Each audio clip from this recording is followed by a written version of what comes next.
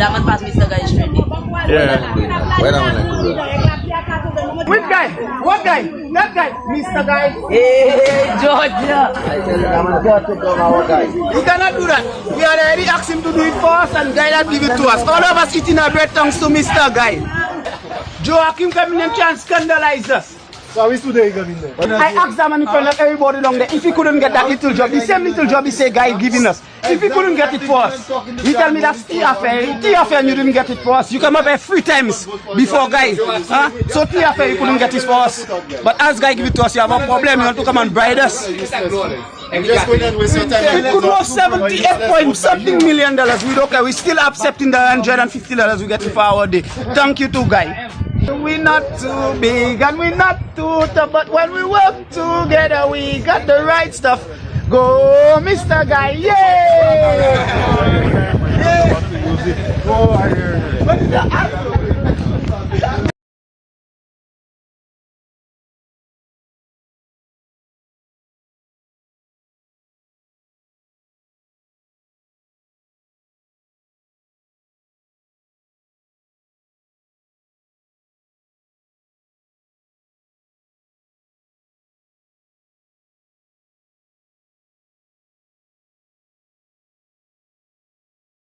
Bueno, me la café, bye.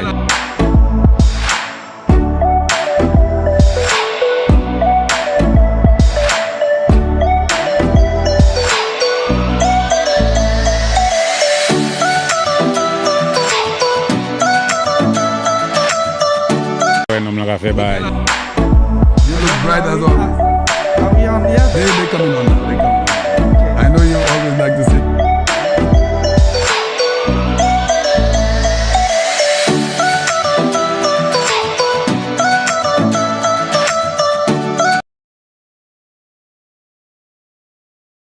This Monday. Well, good to see. We are on. We are on. So Okay, as always, you will go say your good nights. Yes. Special good night to all constituents of Castries Southeast. It's nice to be back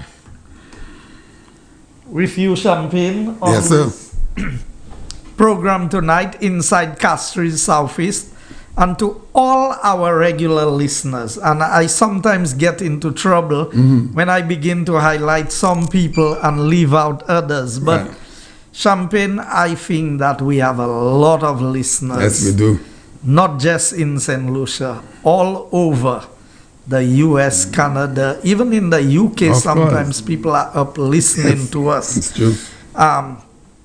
I must say it's nice to be here tonight, to be able, we have started a little late. It's because we had cabinet and afterwards I had a meeting that went a few minutes over Yeah.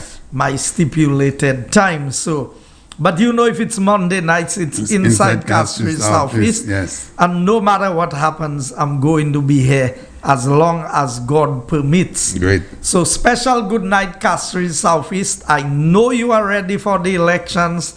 I mean, as I go around the constituency, the reception that I'm getting, you know, and I know Flabos generally are ready Oh my for goodness. the elections. Ready is not even a word. I have seen the energy that is being displayed, and I think not just Flabos, but St. Lucians in general have concluded that this UWP government is the best government for St. course. Lucia at this point in time. Without a doubt. I mean, the virtual meeting we had over the weekend, Champagne. Yeah, I saw you. think I saw you with a South spun, and I know you don't deal with South. Champagne, I'm going to deal with some of these matters tonight. Yeah. But I want to congratulate the youth in Castries Southeast. We had 2 of them on the program here over the weekend. I think it was Saturday afternoon. Yeah. They were hosted by Castries East. Yes. I'm very proud of the young people in my constituency. And these young people can tell you, I did not go to them and tell them, I want you to come and do this and come and... These are young people who themselves came and offered themselves to come.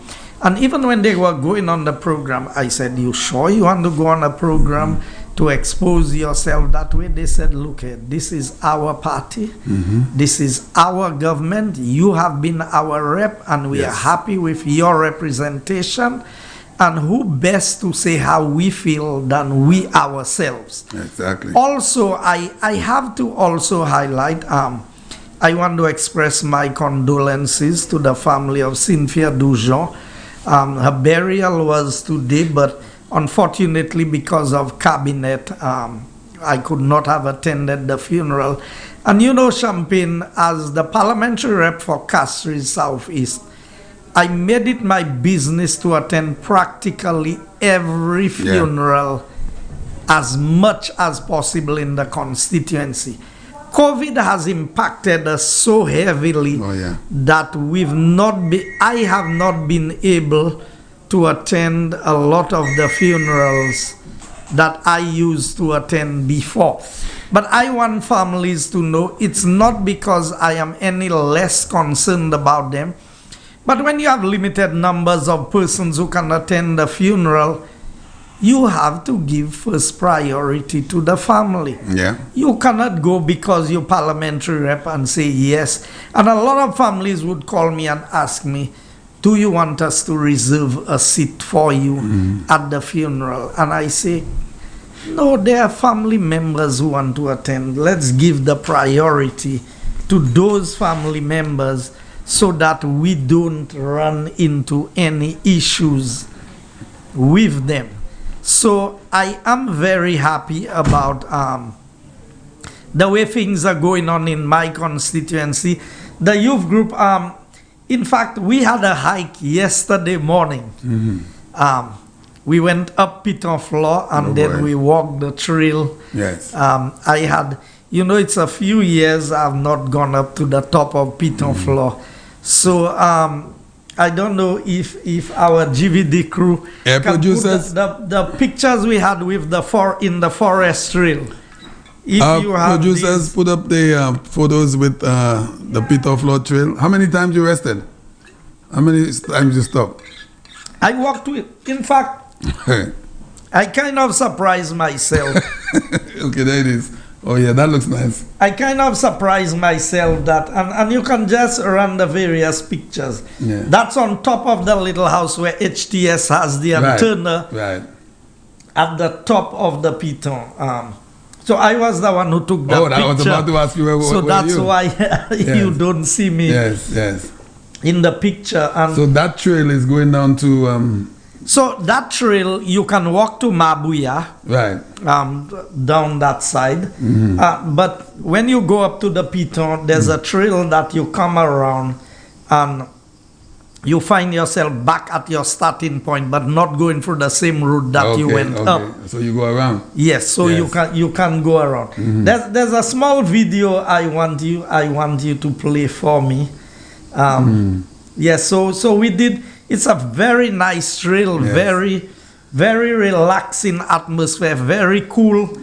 Well, I think I remember going up to Piton Floor on several occasions when we had our, but I don't think I could make it now. I don't. If you can play the video. All right, that is it. So Champagne is trying to do something I used to do when I was young, going into the Piton. Why is it upside down anyway? I don't know. Maybe they have it the way it was filmed. So maybe you need to rotate it. But you'd see. You must be one.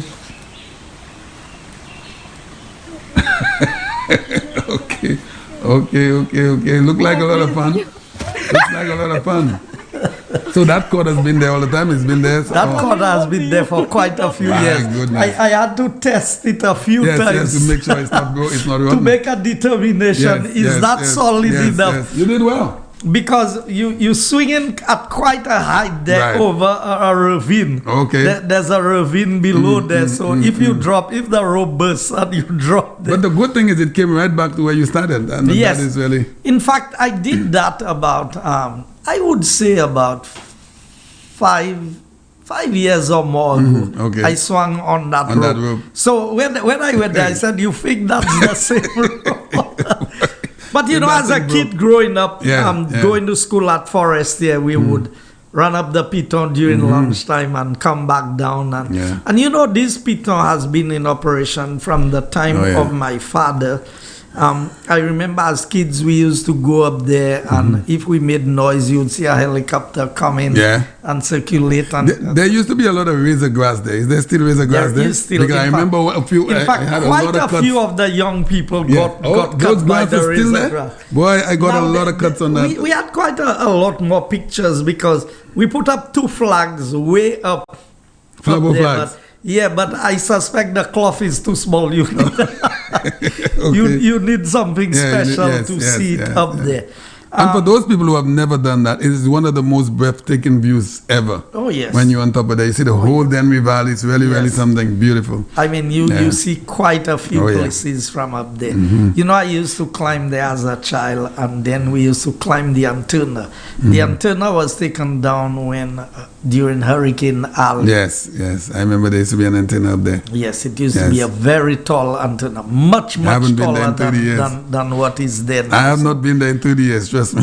Yes, so it's quite a bit of fun. In fact, for the Comfort 2000 project, we had repaired that trail. You remember I talked about we repaired a trail, a nature trail, hiking trail. Yes. With over 400 steps, maybe going up to the top of the piton, and restoring something that was historical. And we were placed, but they gave the little footpath that Kenny has done in Viewfort South as the first project. I guess they felt as Prime Minister, they gave him the project. They didn't want to undermine him. Yeah. But you know, Champagne, there are some issues that I want to deal with tonight before I go into the meat of the things pertaining to my own constituency.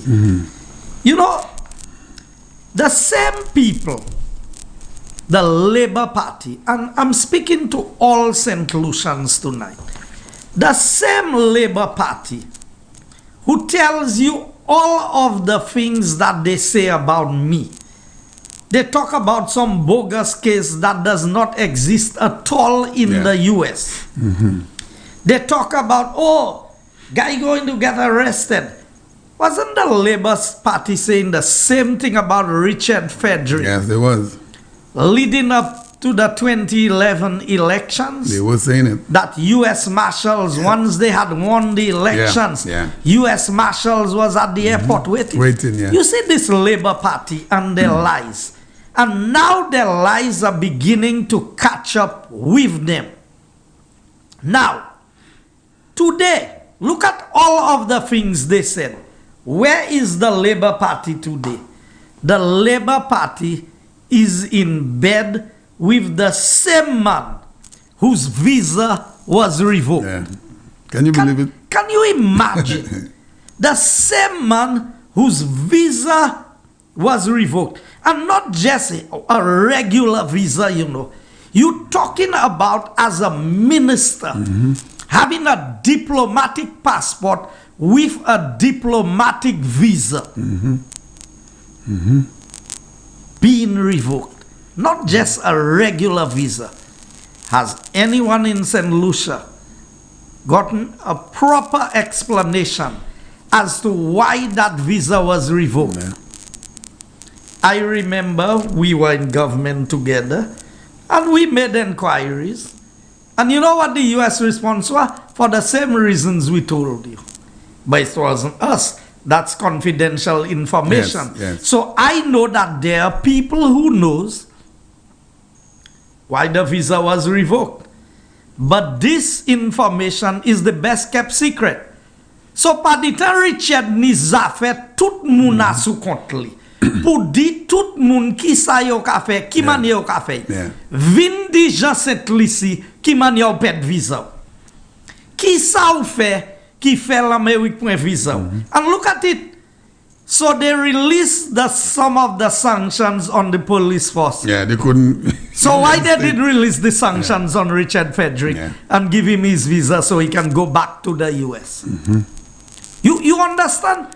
Now these Labour Party fellas, Whether you talk about Philip J. Pierre, Kenny Anthony, Ernest Hill, all of it. And I have a picture I will show you a little later. Yeah, yeah. I will show you a picture a little later. But you know, I want to give my 2 cents on that. And you know, I'm not really blaming the Labour Party for that hug. I could not believe it. Someone sent me a photograph with Mr. Frederick, Richard Frederick hugging Kenny. I could not believe I was seeing that. I never thought I would see that in my lifetime. Well, you can put up the photo for us now. Producers, we have a photo to put it up. Let's see what it is. I hope it's not the same photo I saw on my phone this morning. You know, when people come, yes. My goodness, my God. What kind of a world are we living in? Now, does that look like a Kenny Anthony who said, let Richard stay in his section? Goodness. It looked like the two of them in the same section tonight. Yeah, same section, now, very close too. Now, what they were saying about But you Richard, took that down quick, boy producer. what they were saying about Richard, was it true? Yeah, I don't want the video. Just I'm not promoting these fellas on my program. Agreed, thank you. I am just highlighting to people. Yeah. When the Labour Party, what has changed about Richard Frederick? Other than his party color and the party that he is affiliated to, what else has changed? Has he received his visa? Has his name been cleared anywhere? What is the situation? So when the Labour Party comes and tell all the people all the lies, and I want to ask the people of St. Lucia, who are the fools? Who is it that the Labour Party is taking for a fool? Because what did they tell you all about Richard Frederick? Yeah. What picture did they paint of him? 2010, 2011. So because he was Flabo, he was the worst thing that ever happened in the politics of St. Lucia. But today, because he is aligning himself with the Labour Party, he's the best thing in sliced bread. Becomes the angel. That is the double standard of the St. Lucia Labour Party. That is why I can never have respect for Kenny Anthony as a leader. Because that's a man with double standards. You say one thing conveniently, but you have no principles by which you stand. Pierre is even worse. Pierre is not in the equation. Pierre pas jamais savent ça fait. Qui l'a fait, qui m'a fait. Not me, not me. I'm never involved. Or I didn't know this, or I didn't know that. So you ask a question, Mr. Minister, who's been fooled? It's the people, you know. It's the people. The people are the ones being fooled. The supporters of the Labour Party, not the Flabo. No. Because Flabo does not lie to their people to fool them. We heard so much. And at that time, I got myself in trouble with a lot of people from the Labour Party because Richard Frederick was on our side at the time, and everywhere you went, it's licks from all Labour Party. And today, I'm seeing the same person. This is unbelievable. You know, Champagne, unbelievable. That is where I want St. Lucians to open their eyes and think for yourself. For too long in this country, we have allowed politicians to think for us. If they tell us this is good, then it's good. If they tell us it's bad, then we believe it's bad. You go to school, where all the bright fellas in the Labour Party? Now you all cannot talk. When Richard was on Flambeau, he was so bad. All of a sudden, he's the savior of the Labour Party. Apparently. Now, when I said that Richard looks like the new leader of the Labour Party, I know exactly what I'm saying. That's the same Richard Frederick who wanted to remove Stephenson King as Prime Minister. I was part of the internal struggle, so I know. But when my turn comes to speak, I will speak on this. You remember all the moves to vote Stephenson King out as Prime Minister? Wanted to make a particular member the Prime Minister, went and named his cabinet, because Richard can settle for nothing else other than the man in charge. And once there's somebody above him, he has a problem. Yes, sir. So, And listen, before you even said that, all of last week I said Mr. Frederick's party is RFA. And before you said that, you know what the meaning of RFA? Richard Frederick alone. That's what it is. And you did not even say that. And last week, that's what I said. so I am just telling you, Richard is going to become the new leader of the Labour Party because Pierre no match for Richard. Yeah. And Kenny is on his way out. Yes. So, you think any of the fellas that can stand up to Richard? Why you think Richard despises Alan Chasney so much? Yeah. Because Alan Chasney was man enough Yes. as leader of the party to say, look here, we need these matters addressed, and if you cannot give reasons why this is, then you need to take a back seat. Yes. You cannot, we welcome everybody into the party, but the role that you play is going to be determined by who you are and what your present status is. So, Labour Party said all of that about Richard. I believe that a lot of the things Labour Party said about Richard were lies. Okay. Until the US took his visa. And up to now, even as a colleague minister at the time, we were, because there's what you call classified information that we are not privy to. Right. So that information was never made available to us. So somebody want me to respect Kenny Anthony and Philip J. Pierre. Yeah. After all that, because I have to conclude that what they were saying were lies. Because if what you said was true, what has changed today that you all embracing each other? Yes. Yes. That you all out there? Because what? What do you think? Is St. Lucia your love or yourselves? What do you think they have seen in him, Minister? You think they've become weak? That they need a new strength, a new fresh breath of fresh air? Listen and to they me. think Richard is that person? Two fellas, Kenny and Pierre, 50 years in politics, don't have nothing to show in their constituency. Yes. Look at, I gave them a simple challenge. I said, every day you all want to get rid of Guy Joseph. Because you all don't want a minister who can work. You all don't want anybody who can work for this country. So you know what has happened? I tell them, I'm giving them a simple way to get rid of me. You all had 25 years of representation. Match it against my 5 years. And if the two of you want to combine everything the two of you have done together, put it against what I've done in my constituency. Because I've done more work in Marshall for the 5 years as Minister of Communications and Work than Philip J. Pierre himself. That is true. Who's been the rep for 25 years and also spent 5 years as Minister of Infrastructure. Look, we just did the road Chef Harry Drive. Yeah, beautiful. Going to Old Victoria Road. Yeah. You know what? One side of the constituency is Philip J. Pierre. Yes. The other side is myself. That's right. You think I would say fix my side of the road and leave his side of the road like they did in Mikud when they skipped Mikud North and Mikud South? They did it in Denver North as well. They did it there as well. That is the nature of the Labour Party. So I want St. Lucians to begin to think for themselves. You know, I had a meeting in Therefore. A lot of my opponents' families invited me to come and speak to them because they have committed to supporting me, and I welcome everybody who supports me. Your opponent's family members? So I went there, I had the meeting with the people. Some support, some don't support. Yeah. I never tell anybody where to vote, Champagne. Everybody. You know what I told the people? Even if you vote against me, it's your democratic right to vote. Yeah. You should vote. Because you know what? I don't have title to Castries Southeast.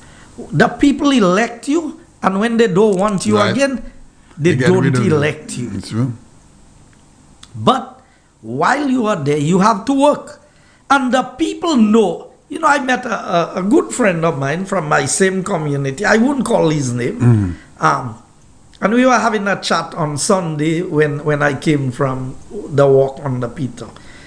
And he said to me, boy, is one thing, we can't touch you on your work.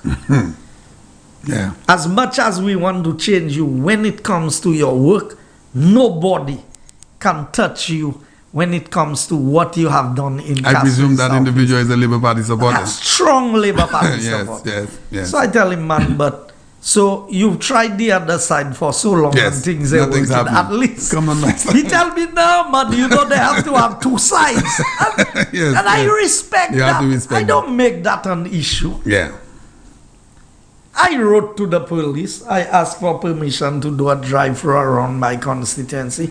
I was denied. I don't make a fuss about that. The police has their reasons for denying. I still, I went to deliver some things in my constituency. I saw the Labour Party with a little motorcade in the constituency. Yeah. They didn't. I was denied. The others, I can't say they were given permission. Yeah. They maybe did it without Yeah. permission. You don't know. I don't know. Yeah. Yeah. I don't make these things an issue. So I heard Farah had something Yeah, down it was in the that was valley. yes. I took a drive down there. And before they say, oh, it's Castries Southeast people that, Yeah. I was the only vehicle that went That's down right. there. And I had about 6 of the youth people who had gone on the walk in the Peter. Right. So they said, we going down there with you. Yeah. That was it. But I was quite impressed Oh my with goodness. the number of supporters Yes. that I saw Farah had. And And that's- you know, the valley is somewhere that's always hyped up The when valley, it comes my to goodness, elections. everything starts in the valley. Oh, yes. Everything starts in the valley. And my Flabo, they are ready in the valley. They are ready. So, But you Champagne- saw the one in Soufrière. You saw, I read that a little something too. No, I did People, see that. people are getting ready. People are anxious. But Champagne, I was making the point that politicians, if you realize, I don't attack persons, I attack performance. Yeah. I attack principles. What is it that you stand for? Now, every man is entitled to change his mind. I supported Labour Party at one time. I was always a flambeau. I've explained several times Yes, you have.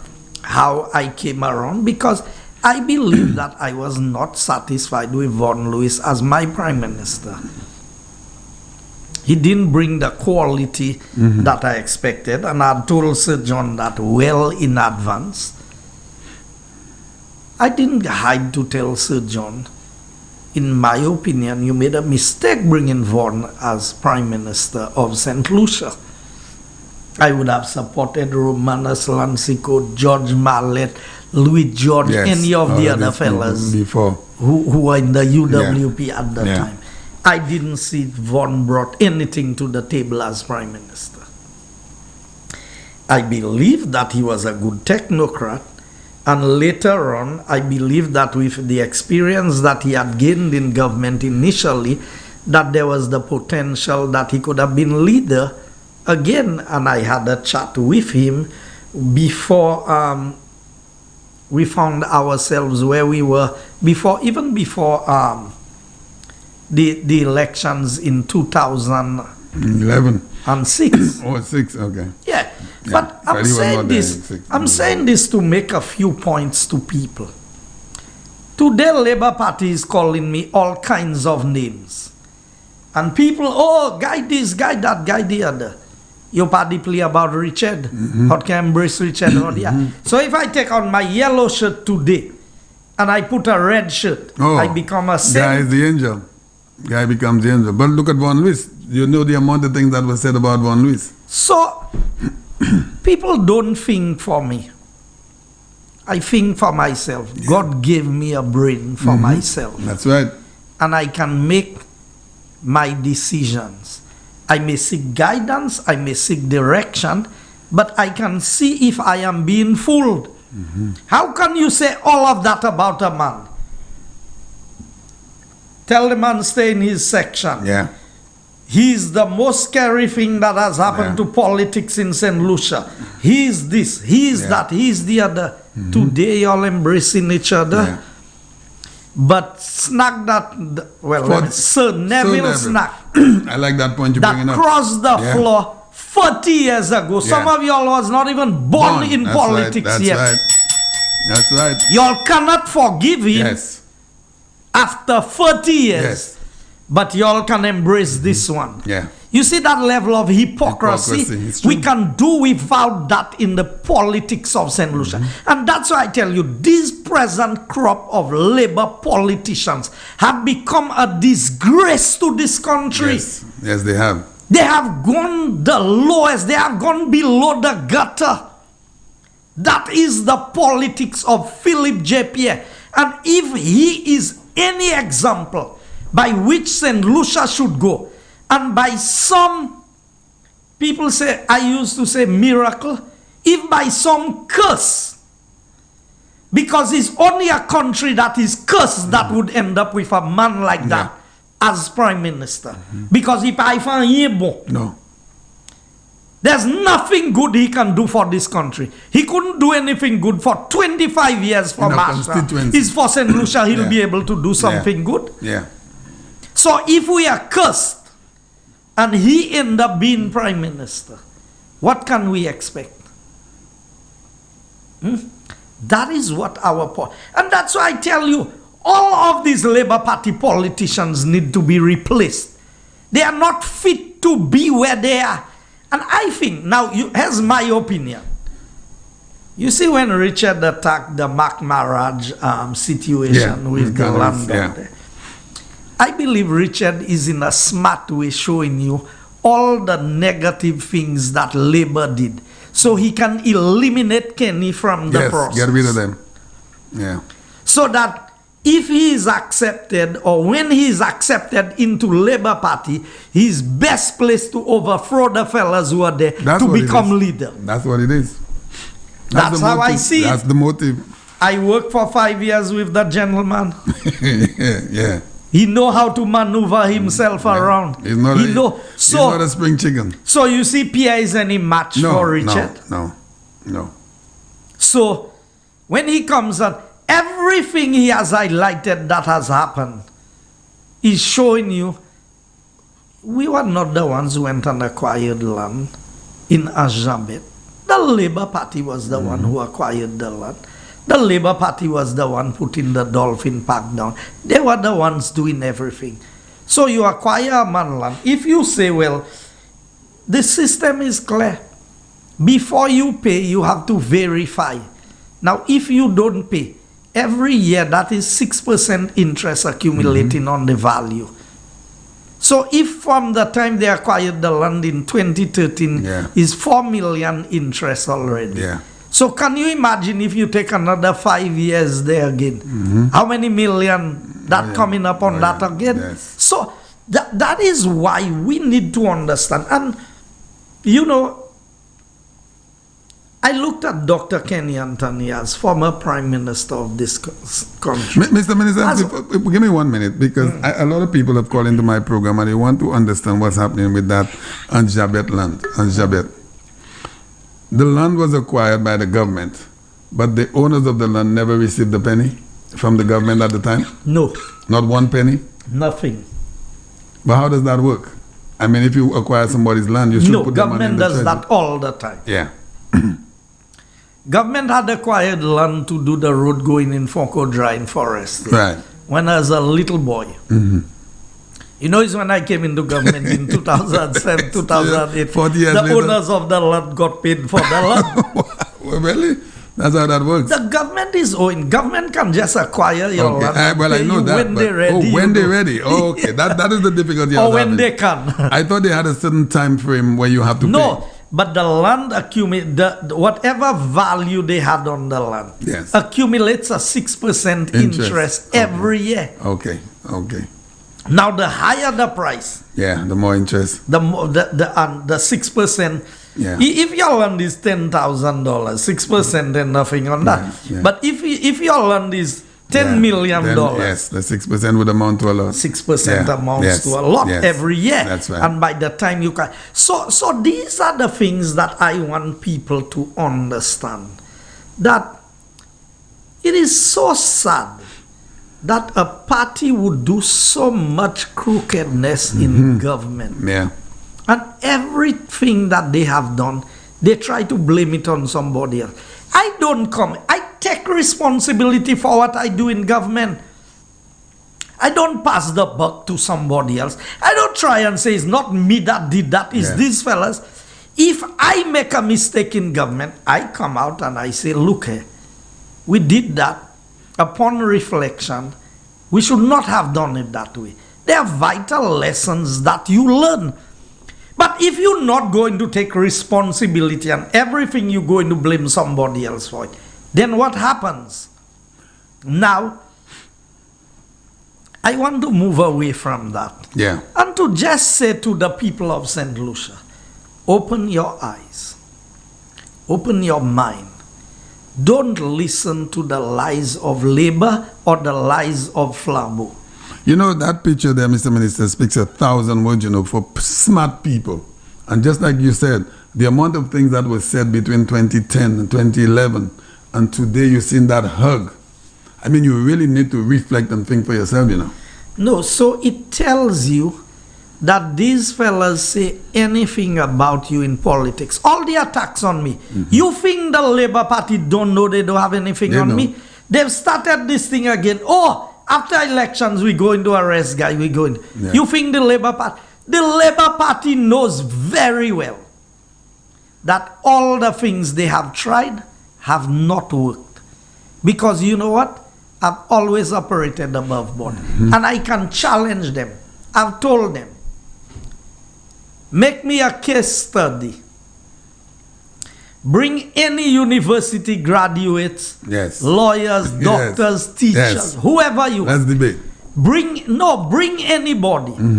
Bring the best team you can find in the world and let them investigate me from start to finish in my performance in government and my credibility as to what I've done and how I have done it. And you will find that you cannot find any other politician.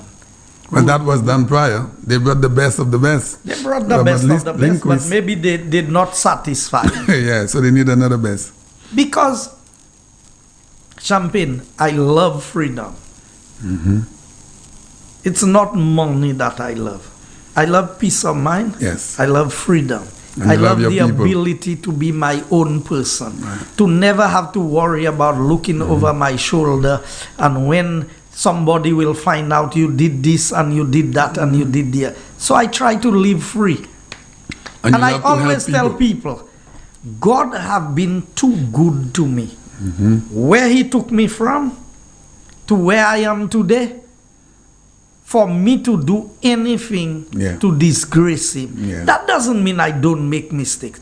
But that doesn't mean I will not do things that... But to do something to bring open reproach on the name of God, I will not do this.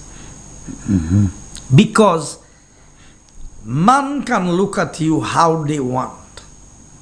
But it's God who ultimately judges you. Because he knows what you're thinking. He knows what you're contemplating in your mind.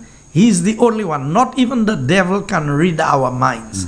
The devil can read what we are going to do based on our actions. But he cannot read our thoughts. Only God knows that. And so, while they were talking all the things about the letters, do you know, Champagne, that we just got a grant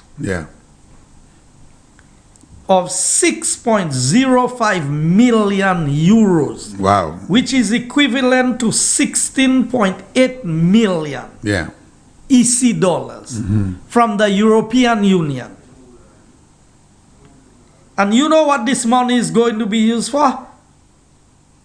Support to TVET Council, Ministry of Education and Ministry of Commerce.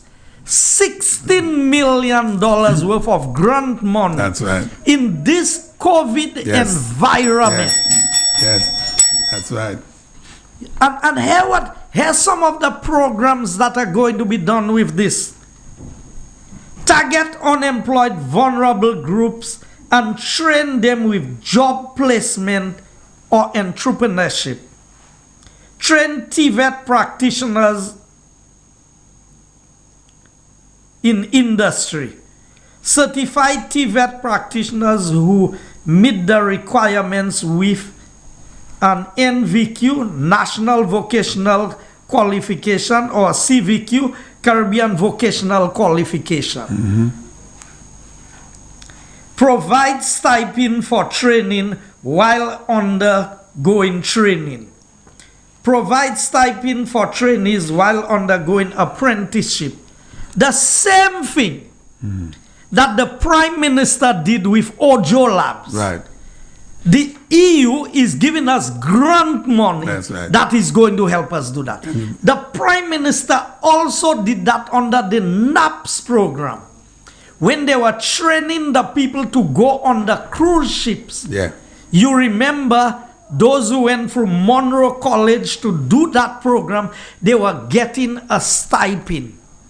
You see what I'm telling you? Yes. The European Union has now made a grant available to St. Lucia Yes. to continue to push these programs. When you have a visionary Yes, leader, sir. Yes, sir. Yes, sir. Yes, sir. who knows the things that he needs to do, and now they see the benefit, they see the spin-offs of these programs. Because we didn't go and employ people and keep them on permanent employment under the government where you have to pay them all the time. You train them, That's right. you give them a stipend, and you send them into the industry and work. You train another set and you do. So with Ojo Labs, you gave them the initial for 6 months and then for a year.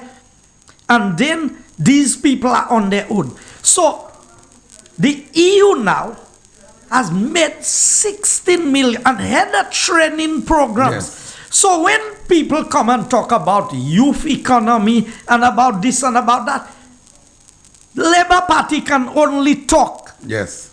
I am looking at one of these centers, and I'm so proud of the fact that the care is in my area down there in Odsa.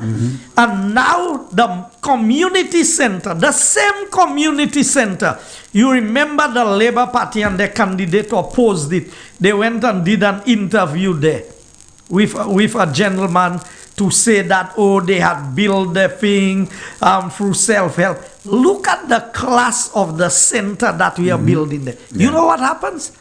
That can become one of the training areas for people to do these CVQ and NVQ programs. That's right. And I'm already putting in a proposal. While my ministry negotiated for the funds, I have to go through the process and put in a proposal that the Odsa Human Resource Development Center will become one of the centers working alongside care for the CVQ training of people. That is how you cater for young people. You empower them. Now, these are just a few of the things, you know. Here the rest of the things. Provide stipend for trainees while undergoing training. We'll provide stipend for trainees while undergoing apprenticeship. So if you are trained as a mechanic and we send you to Beachcomber or to JQ or to Peter and Company or Northwest to work in the garage as an apprentice, because they would not be paying you a salary, we can give you a stipend now. Beautiful. To be able to do so. We'll support salaries of newly employed persons for a predetermined length of time, subject to the employer offering longer term employment. Look the things that the Labour Party criticized the UWP and said that they were going to shut down Ojo Labs because we took the country's money and we gave it to Ojo Labs. Can you believe that? Today, the European Union That's right. is giving a grant to St. Lucia Yes. to help create that type of employment for St. The Lucia. exact same thing with Ojo Labs. Same thing. Let me tell you, Alan Chasney is not just an ordinary prime minister. You're right on that. You're right on This that. is a prime minister par excellence. That is what Alan Chasney is. Because, now, we negotiated the program, Yeah. and for the EU to buy into this. Yeah. And I was part of the launch. Now, this is where we have to draw the line between politics and between what you're going to do to advance the country. So hear this. Last Wednesday, I had to be in my constituency. That's the day I go around my constituency. Yeah. I had to attend this meeting and to express my thanks, gratitude, and appreciation for the EU. I left my constituency behind and I came because I know the value of this $16 million to all the young people of St. Lucia. Young people who are listening to me. Parents, if you are listening and your children are not listening, this is a government with vision. And what the Prime Minister did has been further endorsed by the European Union. That's right. By making this grant available That's right. to St. Lucia. Now, hear what it says.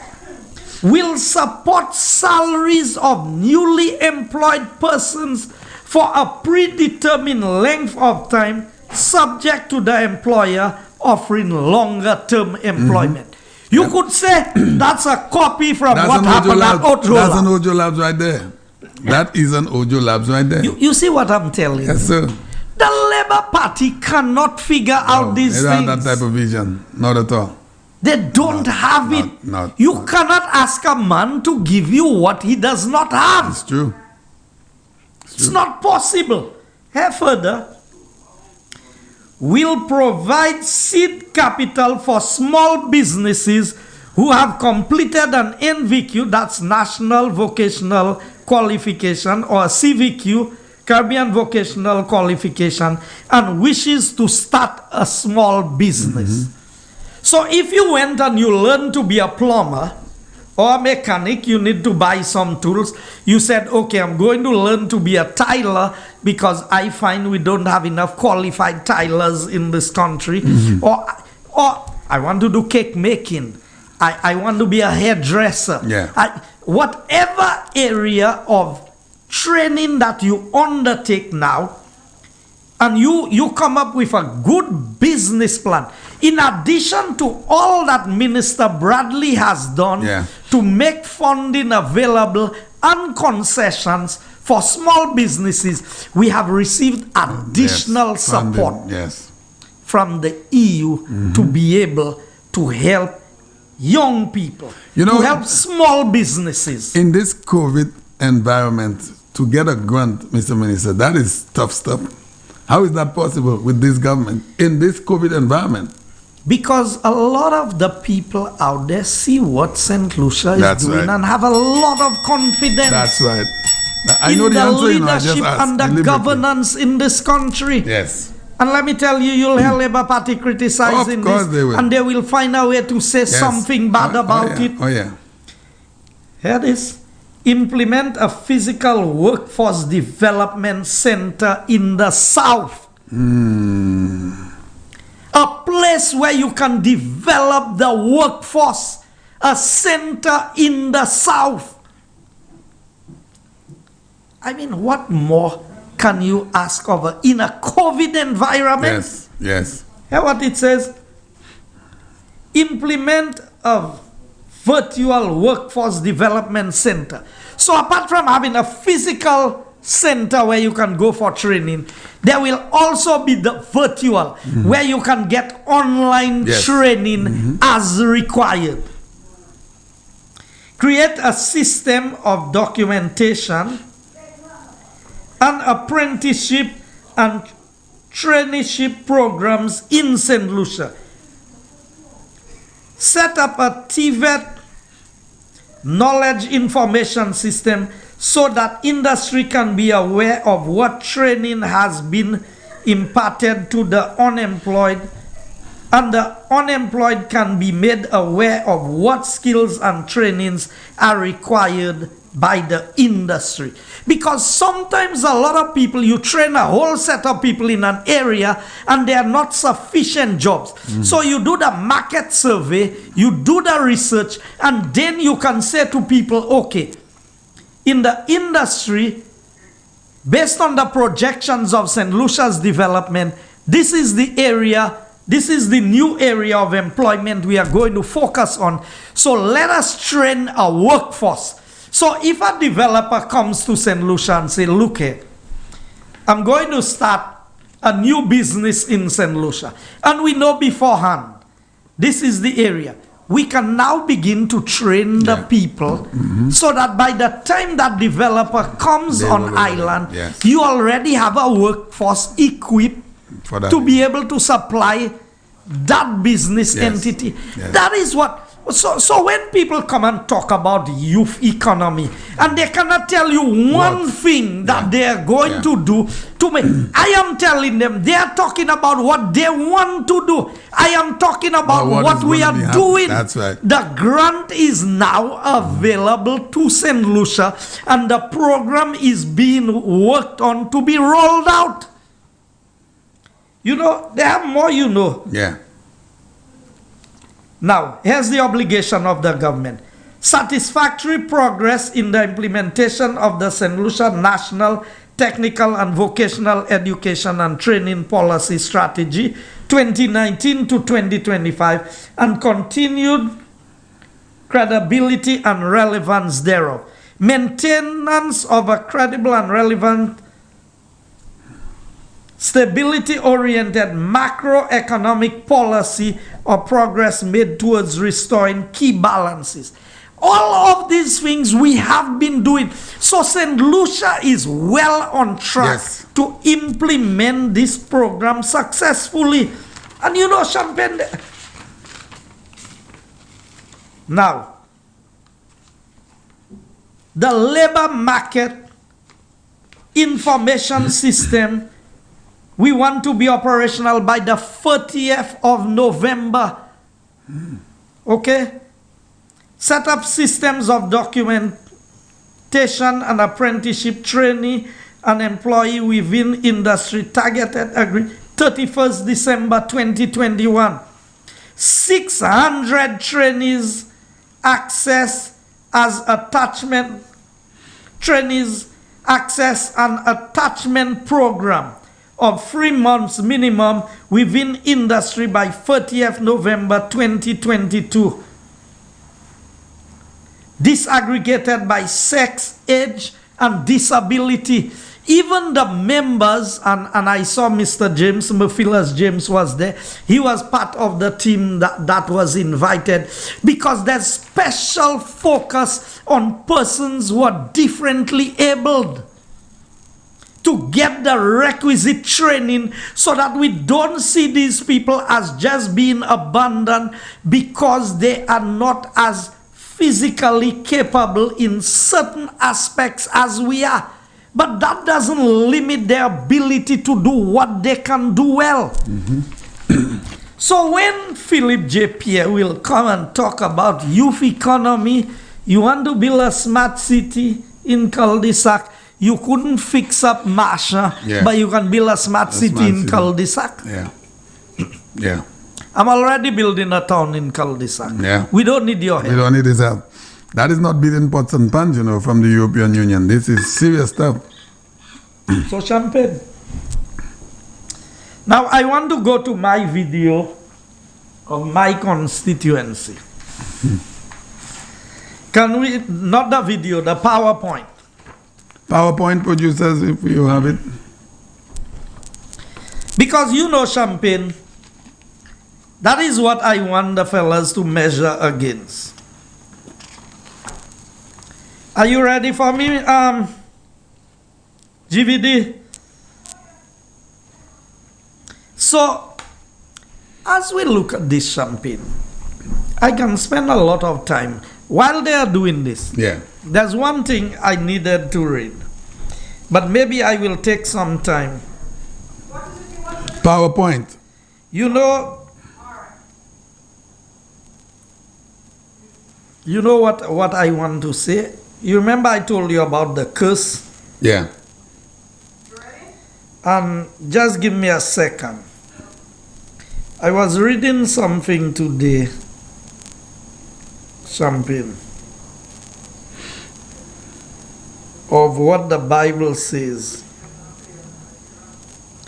in Exodus 34, 6 and 7, where it says that God is going to visit the iniquity of the fathers unto the third and the fourth generation of those who do not obey him. But I will come to this at another point in time in my discussion, because I want to put the Labour Party on alert. You not bringing no curse upon the constituency of Castries Southeast. We are God-fearing people. We are praying people. I believe my constituency have more churches than anywhere else in St. Lucia, in geographic locations. And we will not allow the Labour Party to bring any curse upon the constituency of Castries Southeast. And I thank tonight all the prayer warriors. And I had an opportunity to see a little bit of your program this morning. And I want to thank those people who continue to pray for St. Lucia. That's right, yeah. Who continue to pray for the government and the people of St. Lucia. Champagne, this government does not go to Haiti for any help. Never. We don't engage any voodoo persons to do things for us. This government is a praying government. That's right. This is a government that believes in God. And I'm putting on the record for all of my listeners in Castries Southeast tonight to hear, and all of the listeners around St. Lucia and around the USA. And I have to big up Ring the Bell. Yes. I saw Ring the Bell was running the show. Ring the Bell was in charge. The Bell was in charge. But this is a very serious matter. And that is why the passage that I read there, when your leaders are cursed, these curse pass on to the people. This is no joke, you know. This is serious. Go and read the history of the children of Israel, and you will see every time a wicked king ruled over Israel, they went into slavery, bondage, captivity, all kinds of things happened to them. And when they had God-fearing leaders, the nation prospered. That's right. And it did well.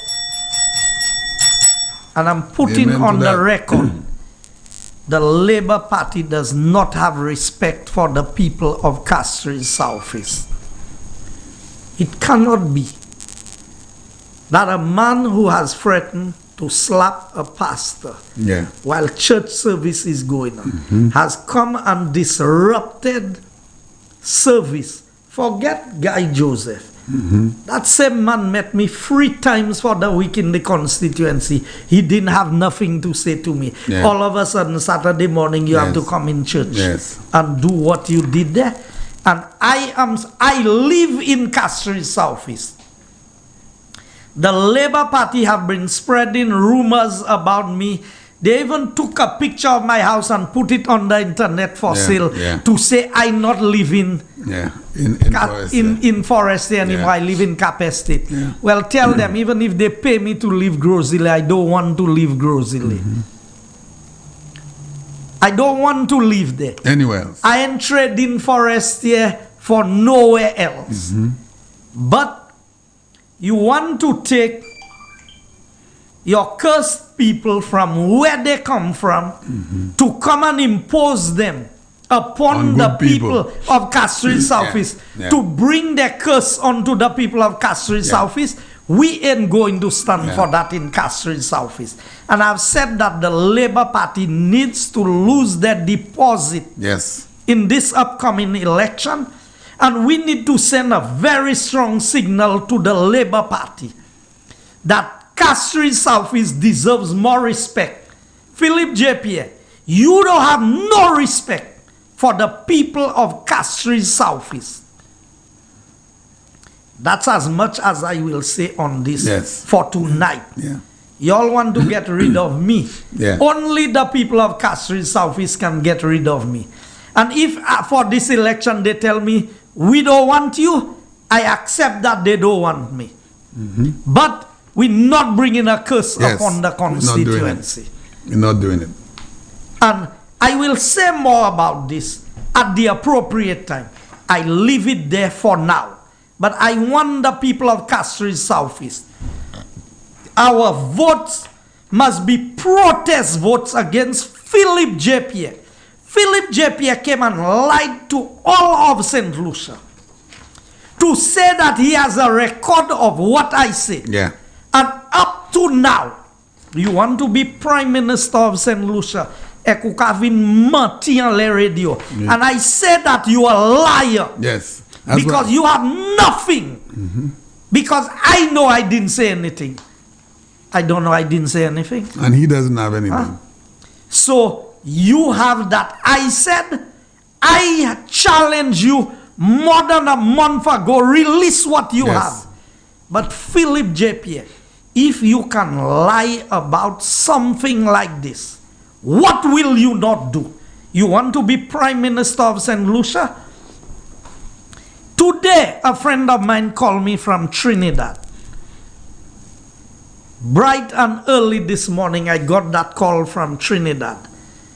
And the person tell me, what happened to you in the church? We saw that on Caribbean news. Really? That somebody came to attack you in the church. And then the person said to me, and that person is a candidate. Yeah, we couldn't be. A party running. Yeah.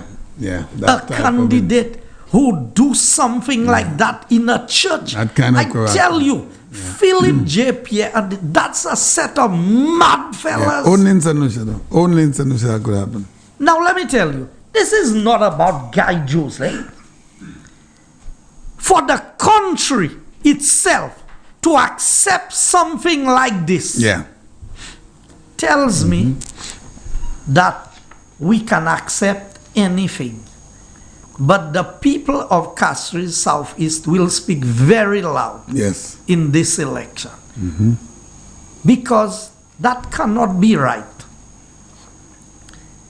You cannot do this level of wickedness. Let me tell you. You see God's men. You see when a man has been ordained.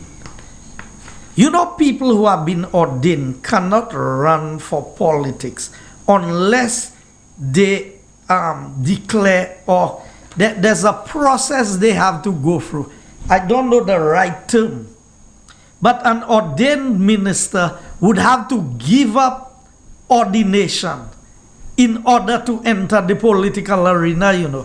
So when they accuse me all the time, I've never been an ordained elder, you know. Okay.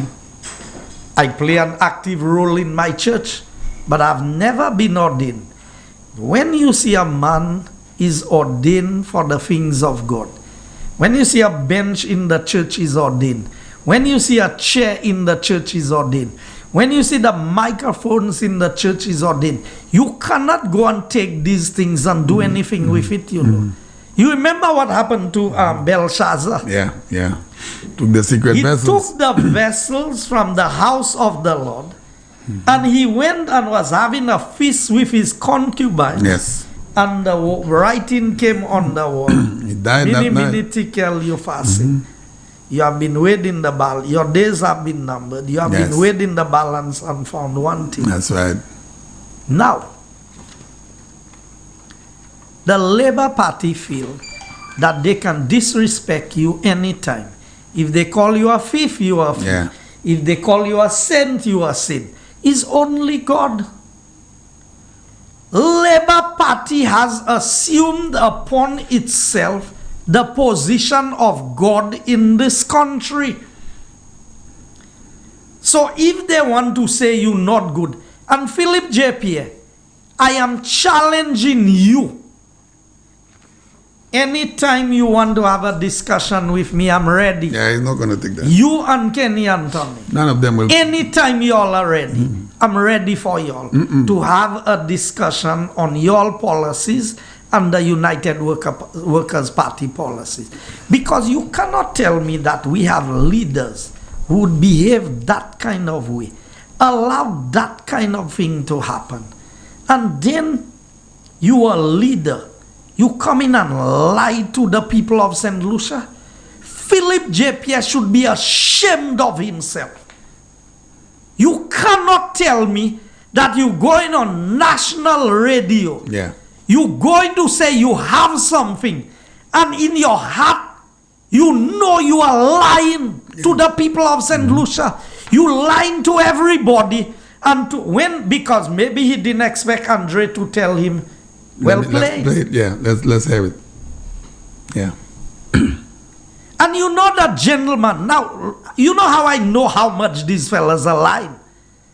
The same day by the church, he tell my wife he have the recording. My wife tell him play. Yeah. He take his phone, he do like he pretended. Yeah, he couldn't find it, yeah. Came back, my wife went back to him a second time. What is it that Yes. guy said? Play it. Yes.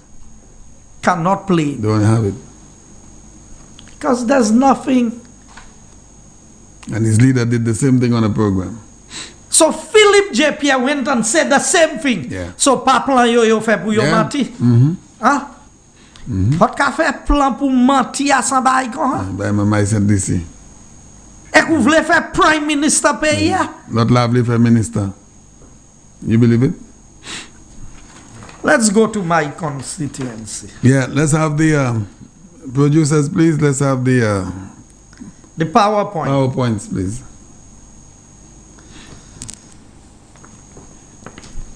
You need audio? No? I tell them already, you're right. That's the picture you all have to show of me. Put that picture back up. Put that picture back up. The one he likes.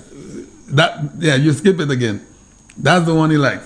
Yeah. Looks like 2 years old. Now, when I made my budget presentation, and you have to pause some of them, you see, this is what I said to the people. Faith and works. That is how I titled my budget presentation. Yeah.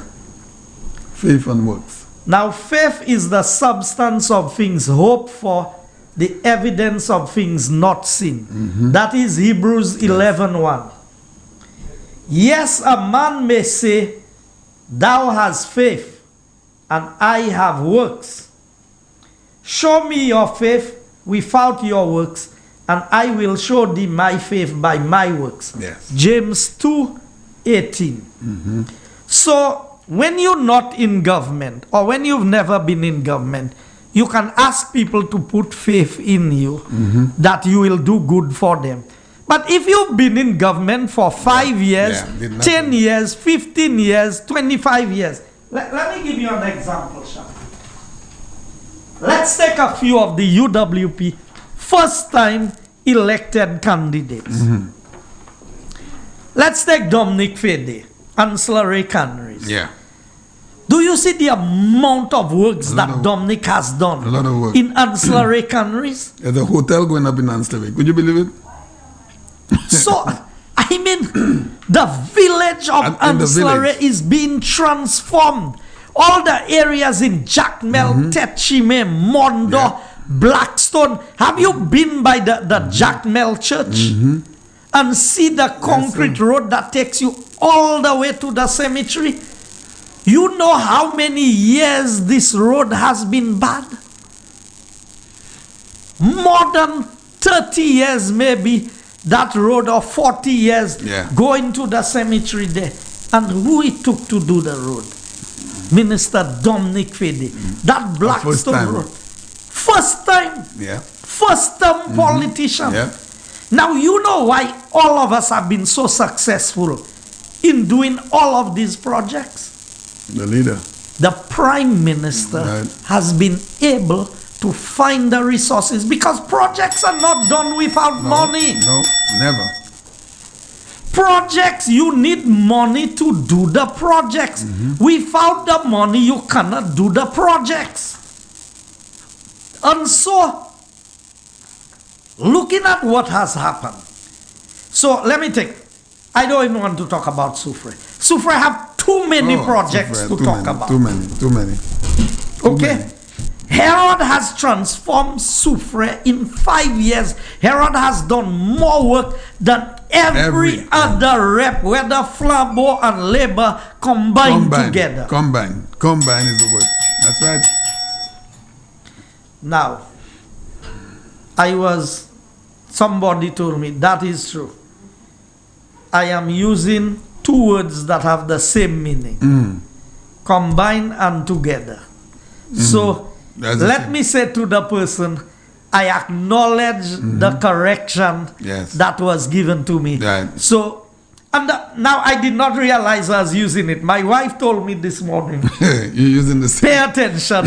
If you use it, we will know. That's right. So, it should not be combined together. I guess I was doing it for overemphasis. Right, yes. So, if you take all of Flambeau and Labour combined, Herod has done more work than all of that put together. So, I am saying that this is a first time parliamentarian, 5 years. Let's go to Bradley Phillips. What Bradley has done in Choiseul. I mean, Choiseul is a place that I love. Oh yeah, beautiful place. But when I look at the lighting of the playing field, the secondary school, the paving of the roads in the village, the number of small concrete roads, the salty bus road. And I know the road is not quite completed, but what Bradley has done, I've said it, 3 other prime ministers promised it, and none of them was able to deliver. The housing project in Lafargue. Housing project in Lafargue, in PI, we are doing the land rationalization. We have a new bridge coming in PI. I mean, the works, and you know, Bradley is a very loving and caring politician. Very, very much loved by his people. And let me tell you, Choiseul could not have had a better candidate than Bradley Phillips. If we go to Minister Gill, first time elected in government. She's the second time parliamentarian, but remember the first time she won, she was in opposition. That's right. I heard Moggy, and I had a chat with Moggy, and Moggy said, look here, I don't care what people say about Gill. The people elected Gill to work, and if there's one MP who have delivered for her constituency, it is Gill. I mean, the last funeral I went to in Modernizing, and I saw they were just paving the roads. And St. Lucians, I want you to listen to this. We have more projects that are happening, you know. It's just that they don't have cement on the island. You're running out of stone. You have the COVID situation that is slowing down works. But the amount of roads we have commissioned that has not happened yet. I have 2 roads in my constituency. The Mac Road is going to be paved from the junction of Bexon to the top of Mac. Wow. Plus, we've done the path across the river in concrete. Then they have started, but they are doing the walls and the drains. They've widened the bridge in Odsa a little because we are paving the road again from Lacroix Junction down to Odsa. So, you know, after that is one road I have left in my constituency. Just one. That needs major attention now. It's the road from the Geno Junction taking you back to Saf. I'm talking about main roads. Right. I have a lot of little roads like inside of cul-de-sac, Then the road going by where Dr. Kenny Anthony lives, Right. inside there, in Susie, that's at the back of Massey down there. Or these roads, we have some farm roads and things that we need to attend. But when we talk about the major road network in my constituency, because remember, Champagne, we've done Fromage, Belle, Capitol Hill, Chef Harry Drive, Sandy Fe. Sandy Fe. Which other one? So, sometimes I can't Capitol remember. Hill. Capitol Hill. So That's I the other mean- part of Capitol Hill. Fromage. And you know, at no time in the history of St. Lucia or Castries Southeast have we had so many roads being repaired at the same time in the constituency of Castries Southeast. You know, and let me say a special good night to the lady who spoke to me. She said for the first time, she lived in the US for quite a while, and she said to me, for the first time, I am able to drive my car up to Forest Yes. with zero problems. Yes. And I never thought that one day I would have seen that happen in the community of Forest. And that is the standard. Now, if you go to Bexon today, when I tell you I'm turning my constituency into a town, I'm giving facilities in every area of the community. Footpath, drain, concrete footpath, and concrete roads. Everywhere in the constituency.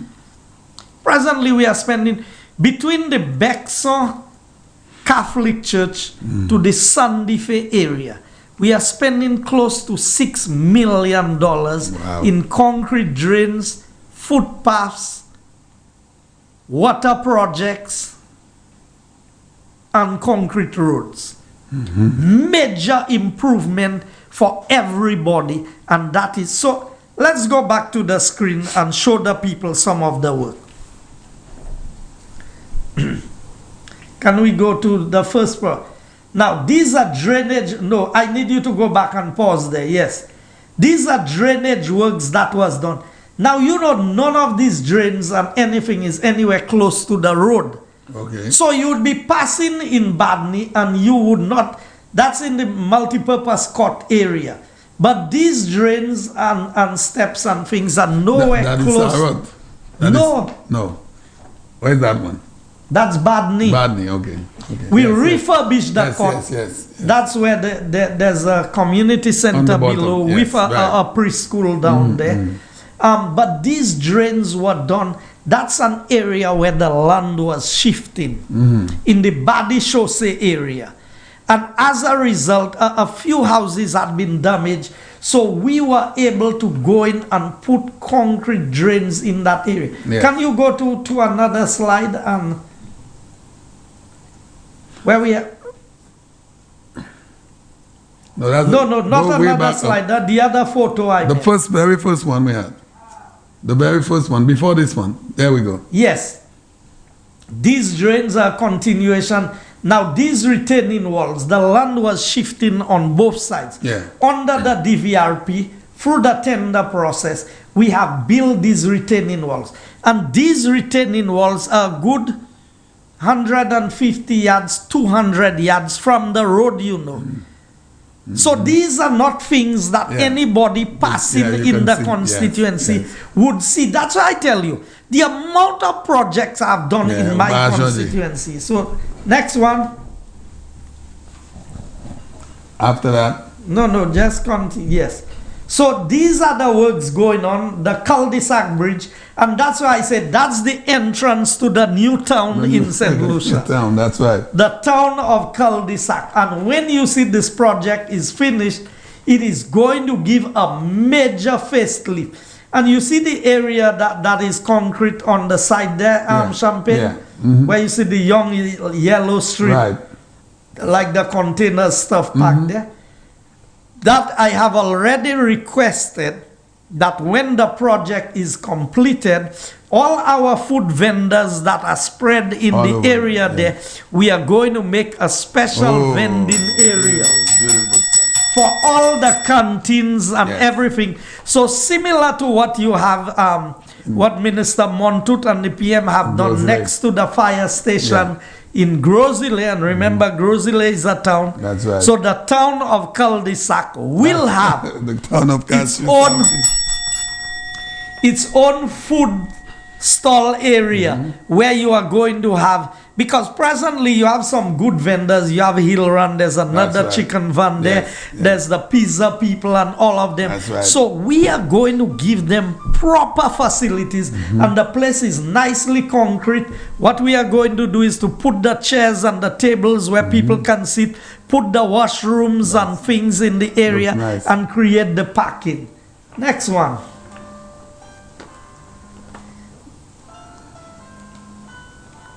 So that is what a concrete road. That's Cul-de-sac Road that we were doing down there. We did some work down there. Next one.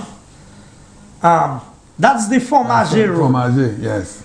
Now that road, Champagne, Fromage. I know the road very well. in 2000 and between 2011 2016, Philip J. Pierre was the Minister for Infrastructure. Did not block a pothole on that road. But today he is driving down there in style, Yes. going and campaign. But I'm happy he went down there to campaign to see what real representation is, to see what a real rep does for his For his people. people, that's right. And you know, while I was in opposition, we did a self-help to block potholes in there. And he, as minister, did not block one pothole on that road. Yeah, that's but what they today like. he can Yeah, he should drive drive. on it and not even feel if he's driving Too on a fed, road. too fed, too niveau. That's what they like. They Yes. like things to be done and then for them to enjoy. That's what the Labour So Party that's do. the Fromage Road, yes. We have the Badini Road. Do you have that? As Badenis. Where's Badenis? Badni, that's in the area. Champagne, there are so many roads that we have How they put done that that you can. I myself have difficulty in keeping track. So yes, these are concrete roads that we have done in various sectors of the community, and that's in the Badni area. Boy, I would never believe that. The Bexon Cemetery Road. You know that cemetery, and similar to what Minister Dominic did in Jackmel, the cemetery road had never really been paved. So the hearse always had to get to a certain point Yeah, and and then could not continue. So they would have to we carry the put, body. yes, we put a proper concrete road all the way to the top Yes, of the yes, cemetery. yes. Champagne, under UWP government, we take care of both the living and the dead. That's right. Yes, that is what we do. That is right. That is right. Yes, the next project is the Bel Air Road. Now, you drive on the main Bel Air Road, that is one. But we did a side road in Bel Air that also takes you to a few houses, and that's the concrete road you see there. The main road is done, but that one is another road that takes you to about Another- 15-20 houses Okay. on a side. The Bel Air playing field. That's the Bel Air playing field. And as you can see in the picture, we have lights on the Bel Air playing field presently. Now, I found that the lights we put there was a bit weak. We have 3 lights, each at about 350 watts. So we've now ordered, and they have arrived there. We are going to put 4 750 watts lights, so it can focus on the center of the field to the pitch. Yes. So if you want to play a cricket game, yes, in the night because time. Bel Air has a very strong cricket team. okay. They've won my competition Yes. several times. Yes. So I want the fellas to be able to get access Yes. to play their cricket at nights. Then we have the Bel Air retaining wall. That's a river wall. That wall was always... It was eating away at the soil, causing the river to be silted, and sometimes would even overflow onto the playing field and the road. So under the DVRP project, we were able to do that major retaining wall. in that area. Then we go to the Bexon Cemetery Road drain. You know, Bexon is an area prone to flooding. Yeah. So when I tell you, when you go through Castries, what do you get? You get concrete drains. In towns and villages, that's what you get. You don't get earthen drains in this area. No. Now, I know my constituency is big, but I'm trying to build as many of the drains in concrete as possible because it allows for better flow of the water, less soil erosion. The least erosion the less silt you get in the rivers. So the works we are doing is going to save the government a lot of money in the long term, in that the amount of, because when it's soil, the water It just digs washes up and everything. it keeps on washing it down and silting the riverbed and causing you to have to do so much desilting every year. So the concrete drains, apart from enhancing the place where the people live, it's reducing on soil erosion. Yes, because the water digs up the soil all the time and washes it then into we the have river. the Bexon Round the Bend drainage works. Now, if you know Round the Bend, Champagne, Round the Bend is an area that was always flooding very quickly. Do you have these drains from Round the Bend? Round the Bend drains.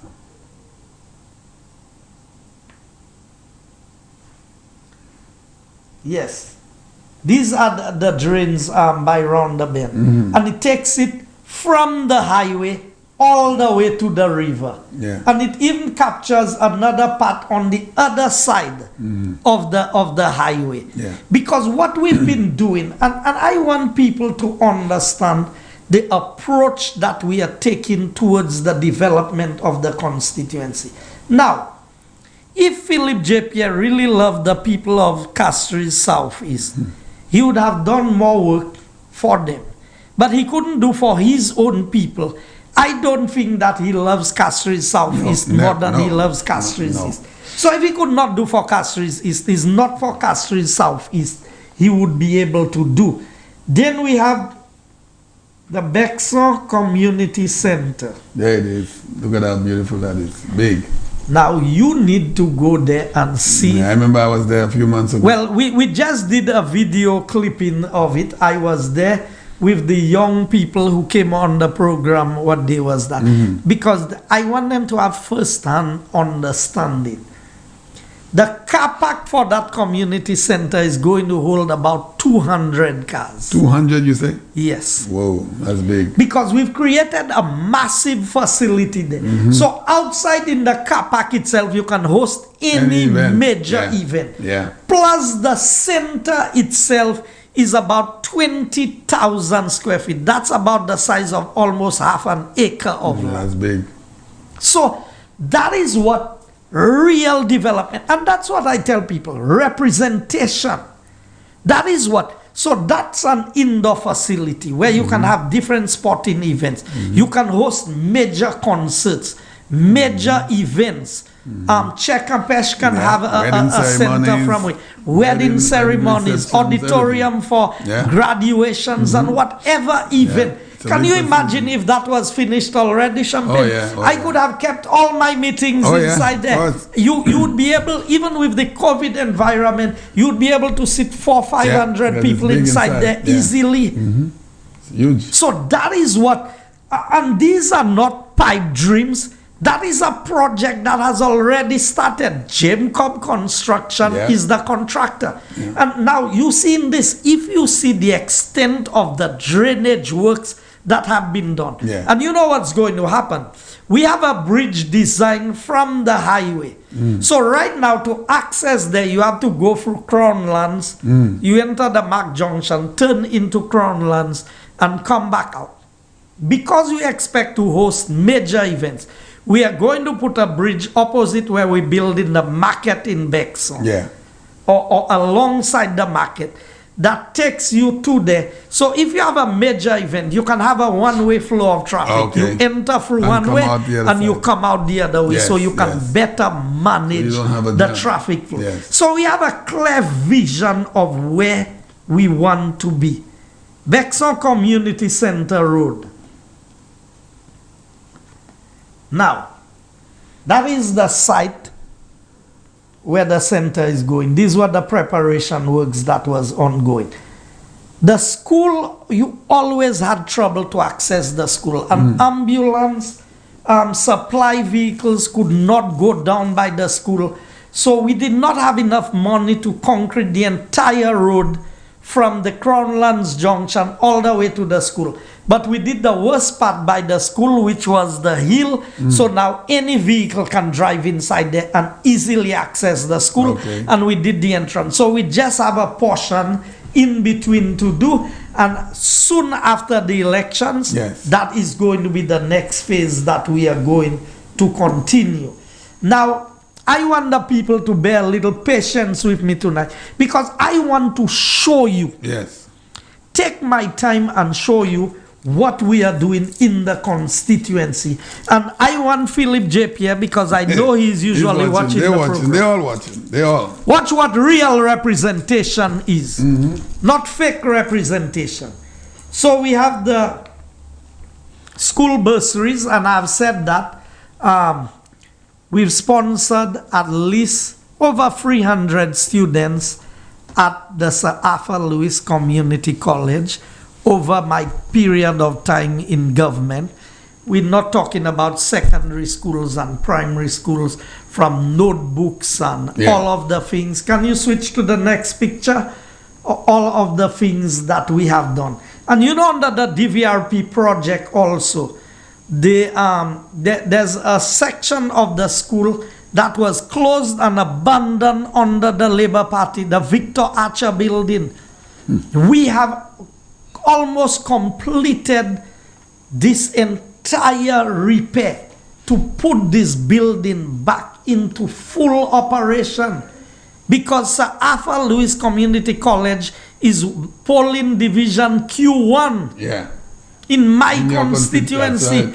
So I made sure that the repairs that needed to be done there That's right. was being votes. done. And it's our tertiary, it's our highest level of learning with the government. And now even moving in the area of offering degrees. So when you talk about representation, I want them to understand the Bexon Flea Market is the other one that we've been working on.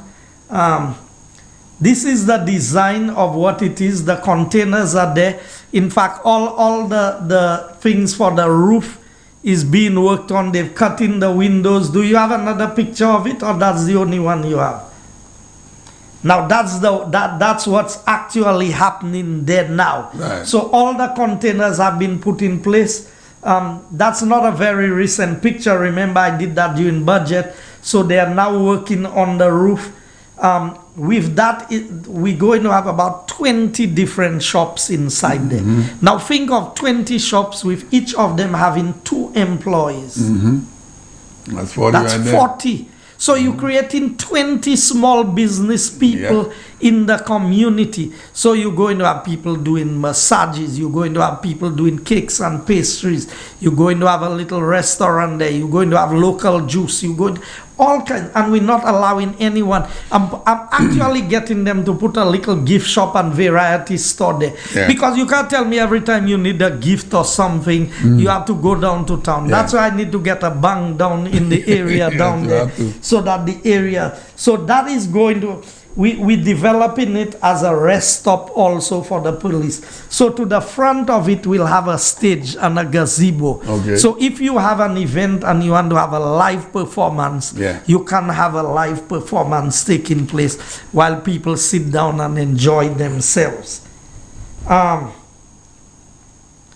So, well, we have the cul-de-sac food court. I've spoken about that. So that's the area earmarked for the cul-de-sac food court, which we intend to put into full operation.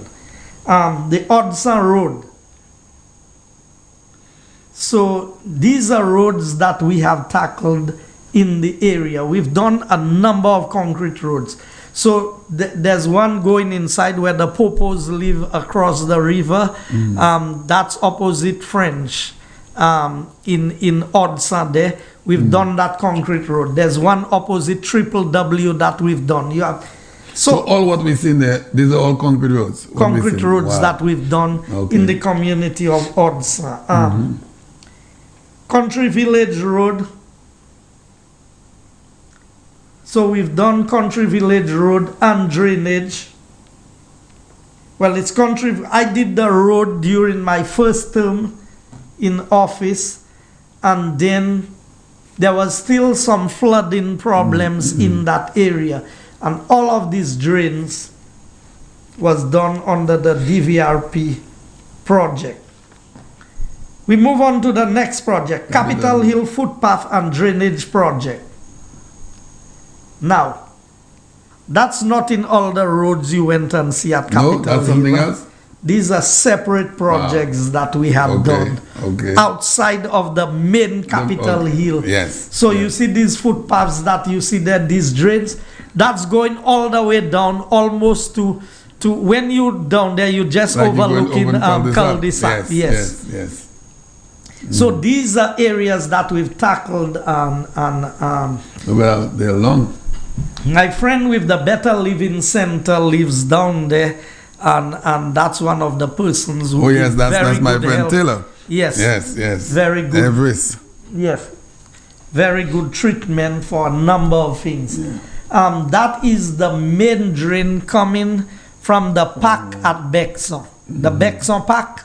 Yes. That main drain, and that main drain was built taking you all the way to the river by the Crownlands Bridge. Okay. Why is this one so high though, that drain? Why is it so wide and so high? Because of the amount of water, because that place always gets flooded. Yeah. So we've been able now to build that drain. And these are part of the reasons why you've not seen any major flooding in the Bexon area. There's one other thing that I need to clear in that area, which is they built a barrier in the river to feed water into the reservoir down in Deglo. And that wall is causing a major barrier so that is something that straight after the elections I intend to deal with. And I tell people, if the people choose to elect me, I will continue to do the work that I have started, because there's still a lot of work to be done in the constituency. So these are drains in the Bexon Crownlands area, thereby concrete road, retaining wall and retaining wall. Now, Champagne, if you had gone to this place and see what this area was like, and see what the area is like today.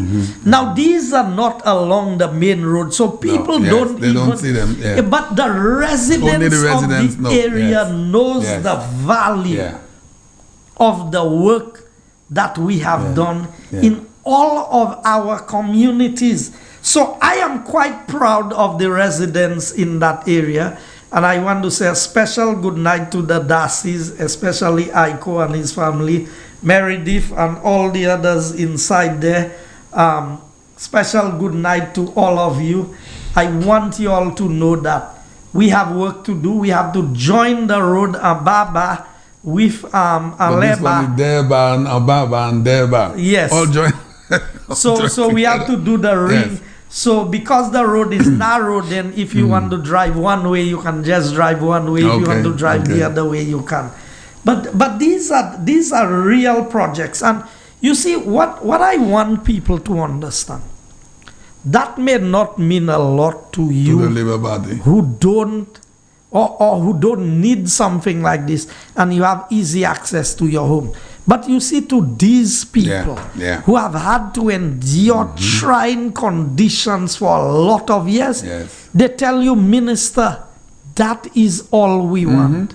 We don't want no big mountain. We don't want no mansion. Just the basic things. To their home and comfort. Access, a level of comfort. And I am proud to say that being able to touch the lives of the ordinary people in that way is the most meaningful part of being in elective politics for me. Sarot Road construction. You see, these are projects that are ongoing. So when you see they talk about, we have this, these are projects that are being done under the same, these are under the not World Bank, the CDB. In fact, that project that you are seeing there, Reno is the lead contractor on this project. He won the tender. Yes. He is the one, and he has subcontracted the work to a lot of the people in the community. So we have quite a few of the young men, and this is happening during the COVID time, you know. So these are not projects that happen in year 1 or year 2. Some of these works are still ongoing. Sandy Fair Farm Road and Pathway. And that's the road they said, you know, this is what, you see this grader there? That is what the residents was doing, the farmers in the area. You remember the Labour Party put out a post, the road going to nowhere? Nowhere, yes. Well, they said that. That grader there was first hired by the farmers in the area to execute the project to try and make the road motorable for them. Now, if you know where that footpath is, that footpath is more than 500 yards maybe from the main road. Whoa. And these are the things that the people had to endure. Walk in mud, inconvenience, and all kinds of things. Now, Labour Party can go and promise people what they want, but you going to fight against a rep who has done all of this work. When you had your chance, you've been in government for the last 15 years, Philip J. Pierre, you who want to be leader today, you are there. What did you do for the people? When you are Minister for Infrastructure, what did you do in the Castries Southeast constituency for the people? And I can show you my record. So we move on to the next project. Coolitown footpath. Champagne, I don't have preference for area in my constituency. You know, I was about to say that because we have not seen anything for Forestier. In all of the slides. Forestier, I know Forestier has a lot. Work has been done. But no. What I'm saying, from the time we started showing those photos, we have not seen anything. And I know there's a lot of stuff that has been done in Forestier. You know, now I have to move quickly. We move to Lucille Lord Drive because... Lucille Lord. Yes, Lucille Lord Drive is on the Mon area. Oh, I remember Miss Lucy. So that is where Dr. Frederick lives. From in front of Dr. Frederick going up the hill there, that road had been abandoned. And all of that road, these roads on the Mon that have been repaired since I came into government. The one from opposite FDL building, I paved that road asphalt during my first term in government, and then during this term, I did this Lucille Lord Drive in concrete. Next one is Chef Harry Drive Road that is the one rehabilitation. That looks really good, eh? Really, really nice. Oh, what it was. And even the section of road going by where Dr. Remy and these people, I think, live inside there, even that section of the road we also did.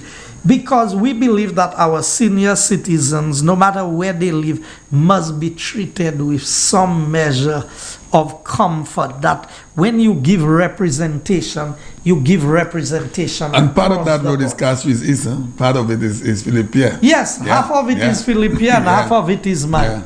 But I did the whole. He called you to congratulate you or say Never, thank you? not for once did he say thank you for doing the road there. Forestier HRDC. Yes. That is what that is going to look like. You know, that is going to be the first building in the community of Forestier that is owned by the government.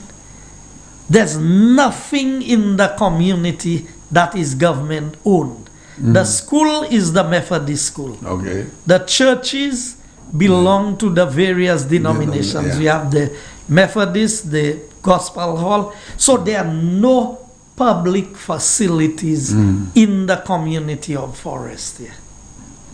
We've close to 1,000 people or more living in that community. That is very nice. I love the design, though. So that is what, and remember, that is part of the housing development that is happening there. Forestier drainage is the next one. So we did quite a bit of drainage works and you would not believe that this is Forestier Road compared to what it was, yeah. many years ago. We go to, yes, so we did quite a bit of drainage in the community. So these are some of the areas where the drainage was done. This is housing assistance. These are houses that was built for needy families. Where is that? Forestier?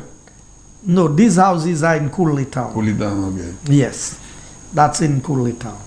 But these are just a couple of the houses we showed. We built quite a few houses throughout the length and breadth of the constituency. The next one we have is Labey Drainage Works, and we've done quite a bit of drainage works, and quite a few people have been employed in these areas. We move on, because then we have the Bexon Road reconstruction that is going on there. Then we have the Mac Drainage. All of these, every project we are showing you, there is a different project, you know. In a different area. So when I tell you we've done, okay, just pause there a minute. Pause there a minute. Part of the drain they showed also was by Freedom Plaza, Mac Boulder Parking. Can you go back to the Boulder Parking? Not only have we done drains, yes. Yeah. The erosion that was caused by the river every time it overflowed its banks was causing a problem. So we've done all of this boulder packing in the area. It protects the people's lands and properties and houses, but it also reduces on the level of erosion that we have and the amount of silt that washes from the river down into the ocean. So all of these works, and we've done about maybe 5 or 6 different areas of boulder packing. Odsa alone have about 3 or 4 sets of boulder packing. You know. Next one. That's the Mon Liberty Park. And that's why I said we've catered for every area of the constituency. So the elderly people who want to go and walk there, the children who want a little place to recreate. And presently, Champagne, we have 6 areas that have free Wi-Fi in the constituency. So Mon Liberty Park is one, the multipurpose court in Sarod, the cul-de-sac area, I know the park in Bexon. I tell you, there are so many of them. But you had started some work on that at Mon Liberty Park, and when we lost in 2011, the Labour Party never finished. They abandoned the for program. 5 years.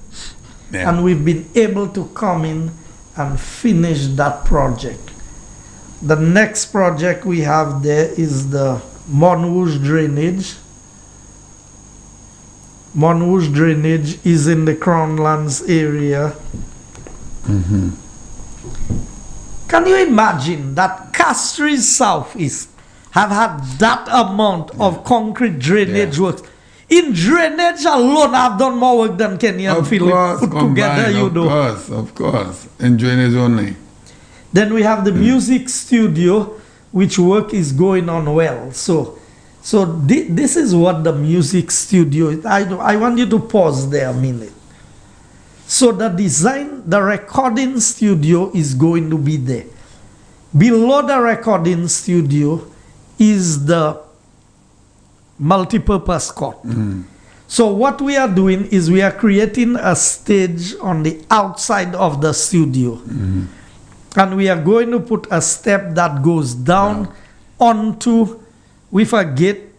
So if you are performing as an artist, because we have so many gospel artists in that area, in Wavin Kwasa. I mean, one of the most renowned ones being Shirley and Cyril Myers, and I mean the churches have produced a lot of top class singers. We have the Trinity Sisters. You remember we played we played their music some time ago, and other local artists who perform just regular music, not gospel. So the idea is create a platform. If they want to have an indoor activity, they go to the indoor facility at Bexham. Right. If they want to have an outdoor concert, we give them a stage on which to perform, and then the multi-purpose court becomes the assemble area for the people attending the concert. Right. So we are catering for the constituency from all angles. And that recording studio is going to be outfitted with all of the musical instruments. Ooh. The music room would be there. So when you come to perform, everything is there. If you come to do a recording of a CD, you just come with your musicians and everything is right there. That is, so when we talk about representing young people, when we talk about creating a platform and an enabling environment for people to see how you are developing. So we have strategically located each of the facilities to meet the special needs of these various areas. Now I want to tell the people of Tiroche Castries, which serves both myself and Philip J. that I know you are concerned about the facility, the daycare center that was closed. We tried to repair it. We had issued the contracts. The engineer's report came back. I want to talk about Odsa Community Center, but just allow me by way of passing to mention Tiroche. I was told that the building cannot be repaired because of how it was done. Is tension bars they put in it, and all the tiles were raised, the flooring moved. For you to go and fix it, you have to cut the tension bar, and if you cut the tension bar, there's no guarantee that the building will not collapse. And so all kinds of complications. I want to assure the development committee in Tiroche, the mothers, the fathers, the parents, that we are in negotiations for a design, finance, construct building that will house both the daycare center at the lower level and the community center at another floor level.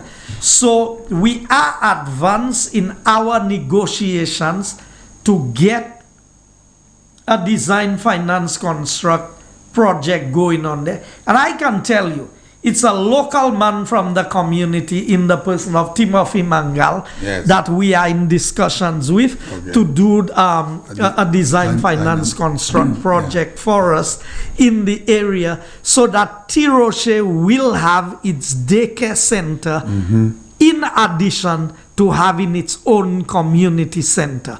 So I want the people of Tiroche to know we have not forgotten you in any way, but we could own, because of the constraints of COVID-19, there were certain things that was in the pipeline that we could not get going. So we go back to Odsa, and that is what, when a Labour Party can oppose a project like this. Look at how pretty that is.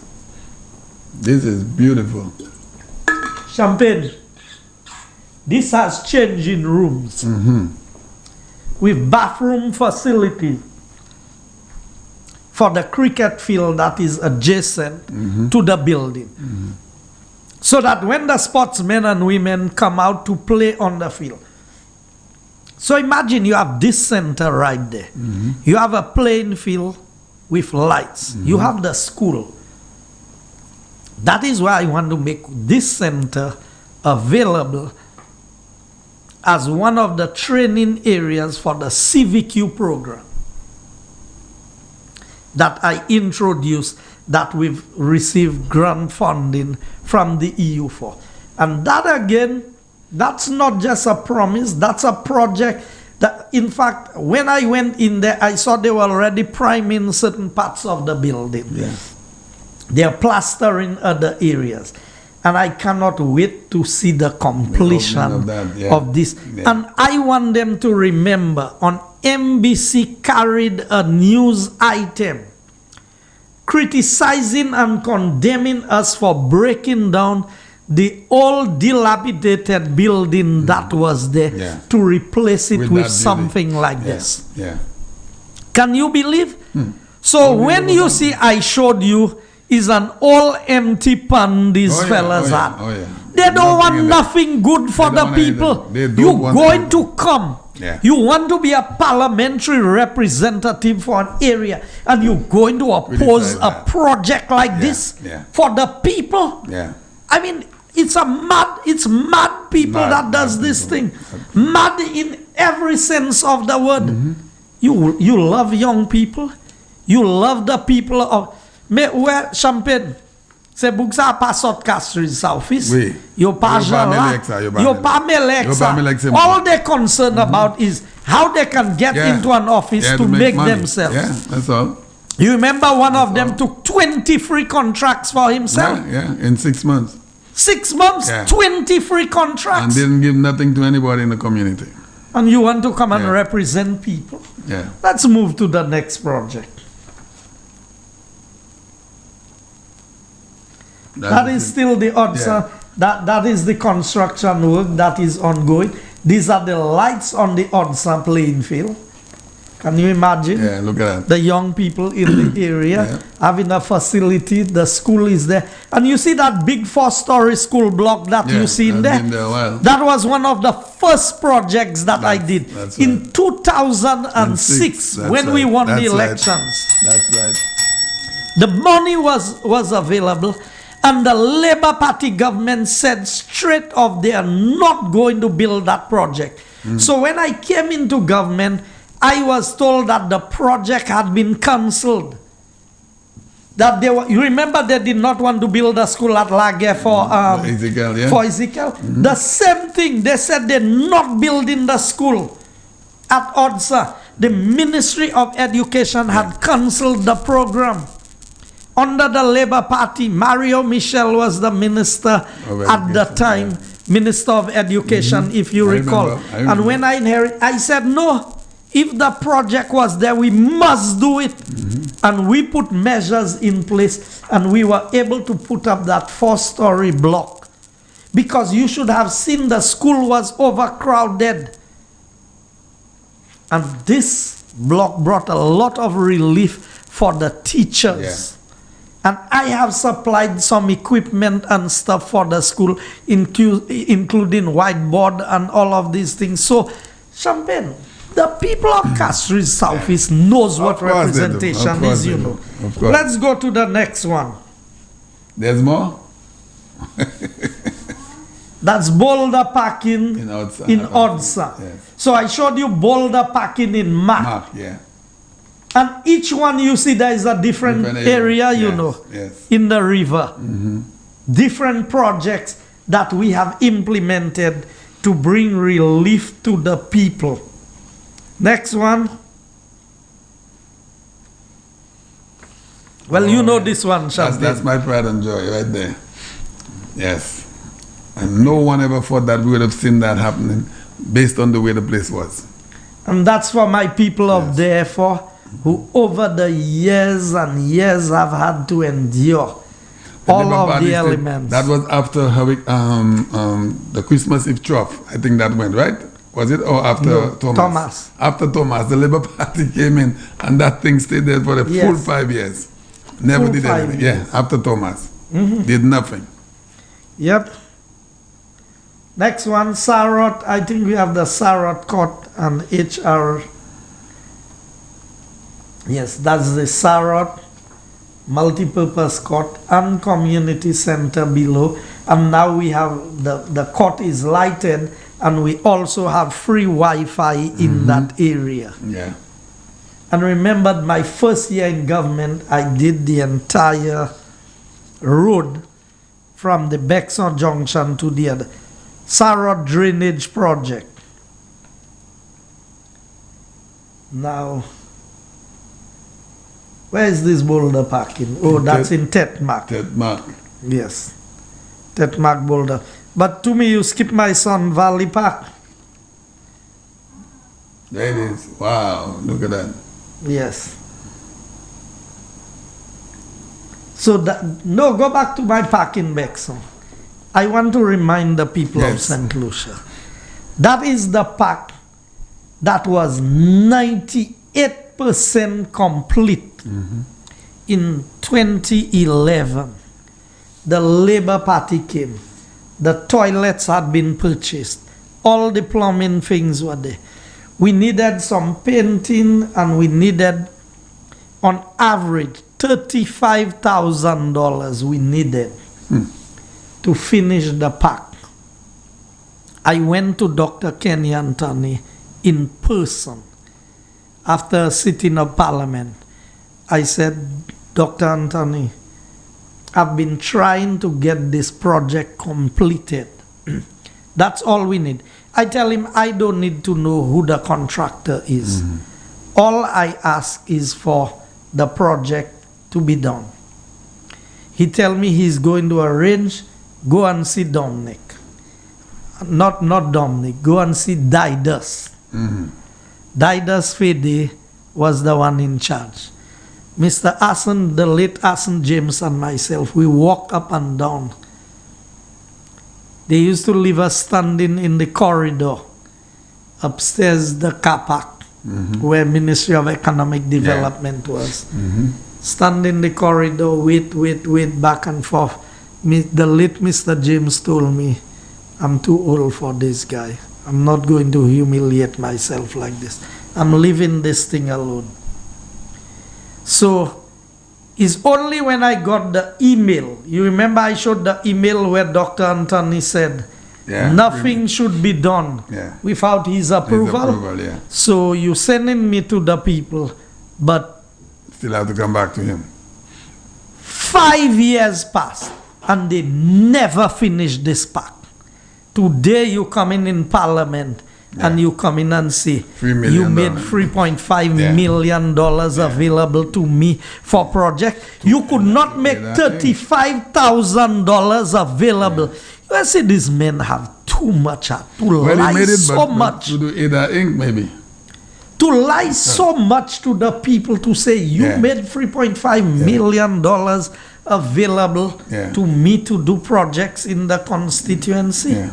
I mean, how can it be that I begged, I pleaded, the park was not for me, it's for the, look at the place. I mean, we've not been able to do much activity there because of COVID, but the idea is that you look at the upgrade of the community in that area. So we call it the Sun Valley Park. Then you have the Mac Boulder parking. You showed that a while ago. Tetmark Boulder parking. I think you did show that. That's okay. We can move on. Tiroche retaining wall. Yeah, that's the Tetmark. So that's all the way up to the top. You pass Miss Duplessis, you go all the way. The last set of houses at the top of. How you have a water problem on the top of a hill? How is that possible? No, we call that Tetmark. It's not. It's not on a hill, you know. No, it's not on a hill. Because that's the last area where people live. The last end. We call that Tetmark, but it's not anything. And so all of this, that's the Tiroche retaining wall. That's going by the cemetery. Our next project, and we've spoken about that. Twapito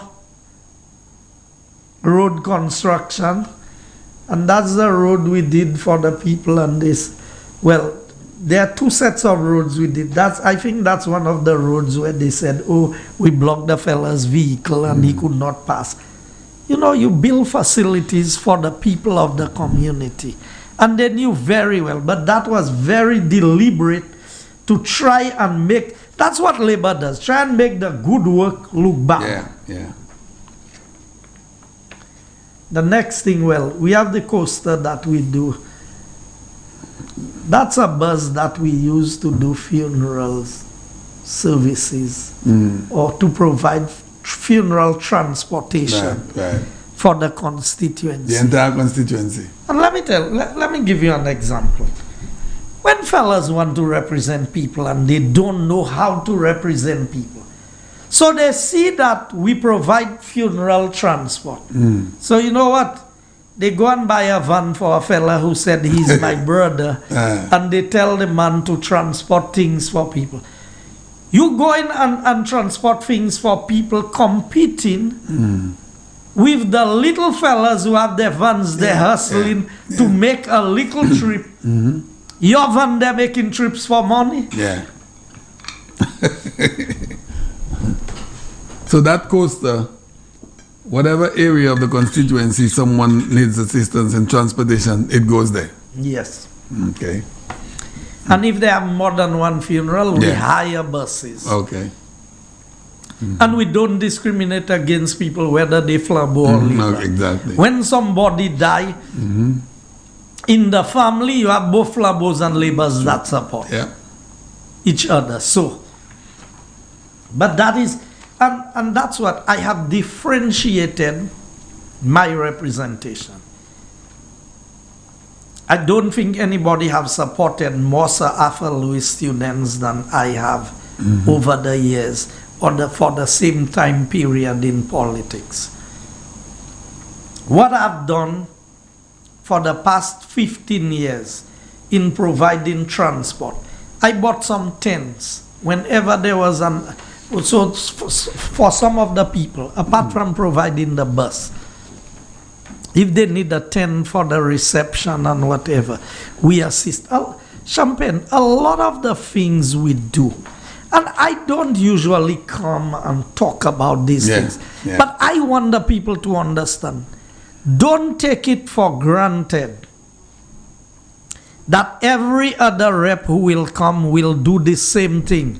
I know sometimes when people get accustomed to what you do for them, they all of a sudden they want more and they think the persons will come will do more. And then they realize that the more becomes less. That is true. So I have differentiated my representation completely from any other rep before me in terms of how I interact with the people and what I do to help the people. Yeah, we cannot make it the greedy dog scenario. Remember the greedy dog with the boy?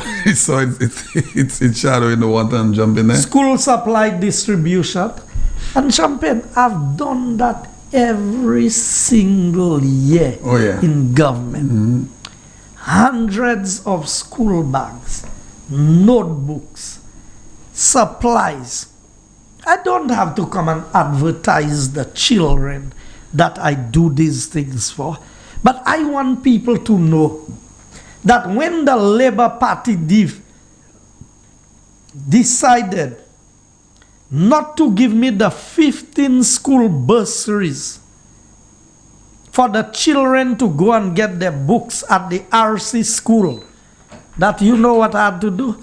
I had to go and find the money myself to be able to send them to assist the children. Because it's not me they were depriving. They were depriving 15 needy children of an education. Today they want to talk. UWP has done more for supporting education. Under the Labour Party, every year they had you changing books. You remember they were revising books every year. When we came into government in 2006, under the late Asen James, the decision was made that it's every 5 years we would allow the change of books, allowing parents to pass books from one child to the other. Think of who is in the best interest of the people of St. Lucia. Next one. The silting of the Crownlands River. Is that the next one? Next one, producers. Next clip.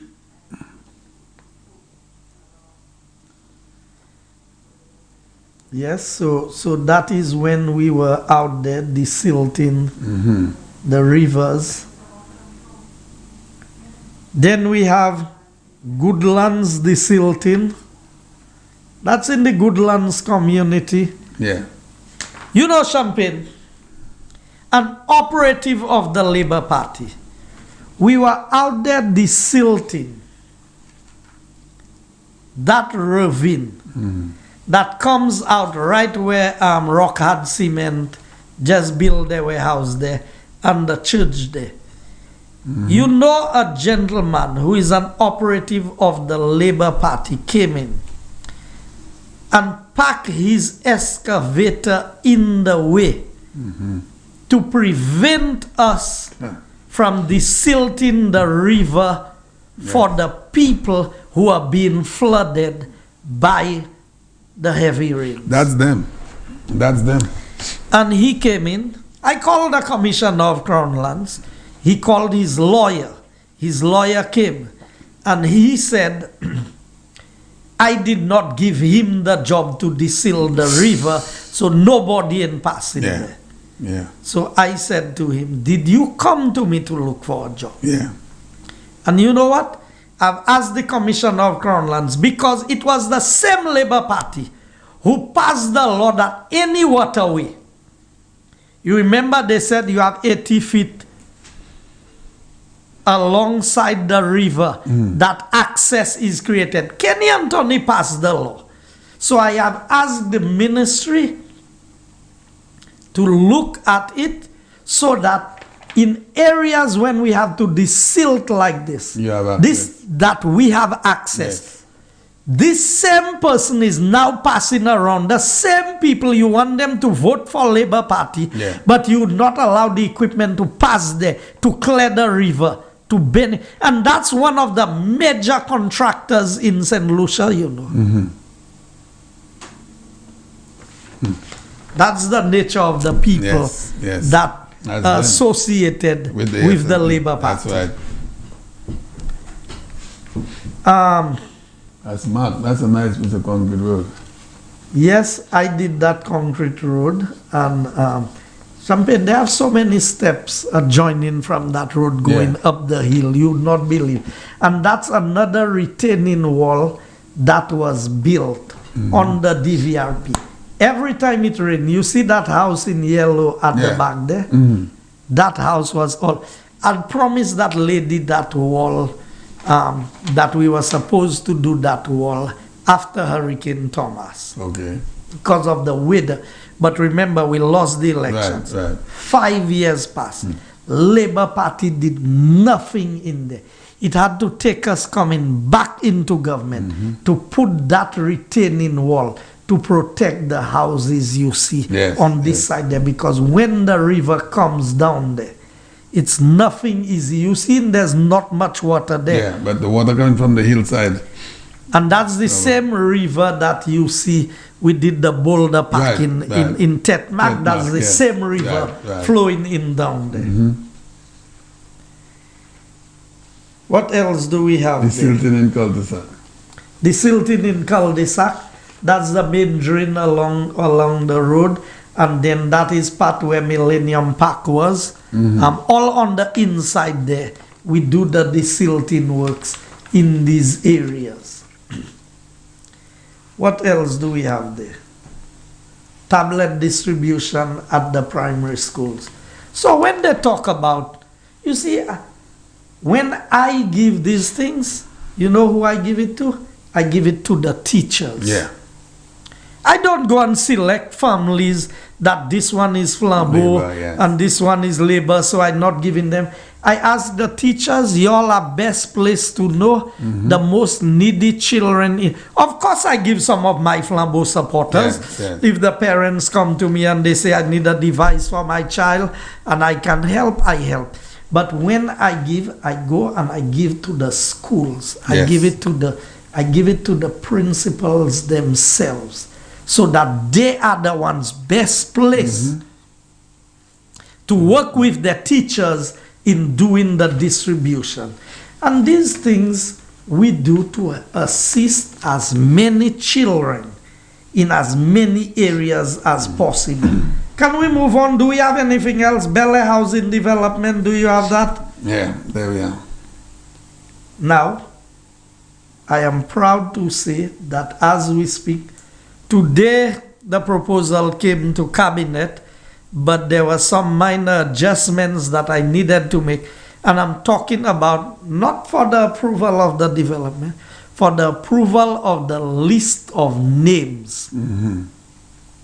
So I know that I have over 40 people from the constituency who have applied for lands in this Bel Air housing development, and I want to assure them that by the next cabinet meeting on Monday, that the list of names of those who have applied and qualified will be approved for a lot in that area. The same will happen with Odsa and Bexon. All of these are projects that I promised that I would deliver before elections, and they will get some piece of paper with their name on it to show that your name has been approved for that piece of land. Because I'm not the kind of person who come and make promises, Empty promises, that I cannot keep. Yes. And if I made a promise and it cannot happen, I owe it to the people to come back to them and say, I could not do. That's what you call representation. So we have just maybe, That's another I will just highlight There's another angle from Bel Air housing. That's in yes. How many lots are there? 40 you said? No, there's about 200 lots there, Wow, because look at it's that. 44 acres of land we have there. Mhm. So it's quite a bit. That one is Deglo. But there are a few little issues because of the water table there. Yeah. So we've kind of put Deglo on a pause for now, yes. Because there are some challenges that we need to resolve in that area. But we have done all of the subdivision and everything. But you know, you plan things and sometimes things don't do it. Now that's the forestier housing development. Champagne, if I want them to go and take a more recent picture for me. If you see the number of houses that are going up there as we speak, there must be about 12 or 15 houses being constructed in the development at the same time as we speak. Wow. And that is what I said to people. And it's not only forestier people who bought land there. I don't want them to think that I gave first priority to the people of forestier, but a lot of people applied from other communities, and once the people in the community had been taken care of, these people were allowed to purchase lots there. And that is such a beautiful development. Yes, it's nice. We were there a couple of weeks ago. I mean, we've been playing with some names as to so somebody said, well, since they say we live in Cap Estate, let's name it Forest State. Forest State. Yeah. Forest State. But you know that grounds there, the FCG. Yeah. This is the famous Good Friday cricket grounds. Yes, it is. Why have we not gotten lights up there? Because we had put lights there, but the lights were too low. Oh, okay. The poles, you see, sometimes you engage people to do things. So the lights that was brought, we had put solar lights there, but they were a bit too weak. Okay. And they were too low for the size of the playing field. Yeah, so what we did was we removed the lights that was there, because Odsa is a much smaller playing field. Oh, yeah. We brought it.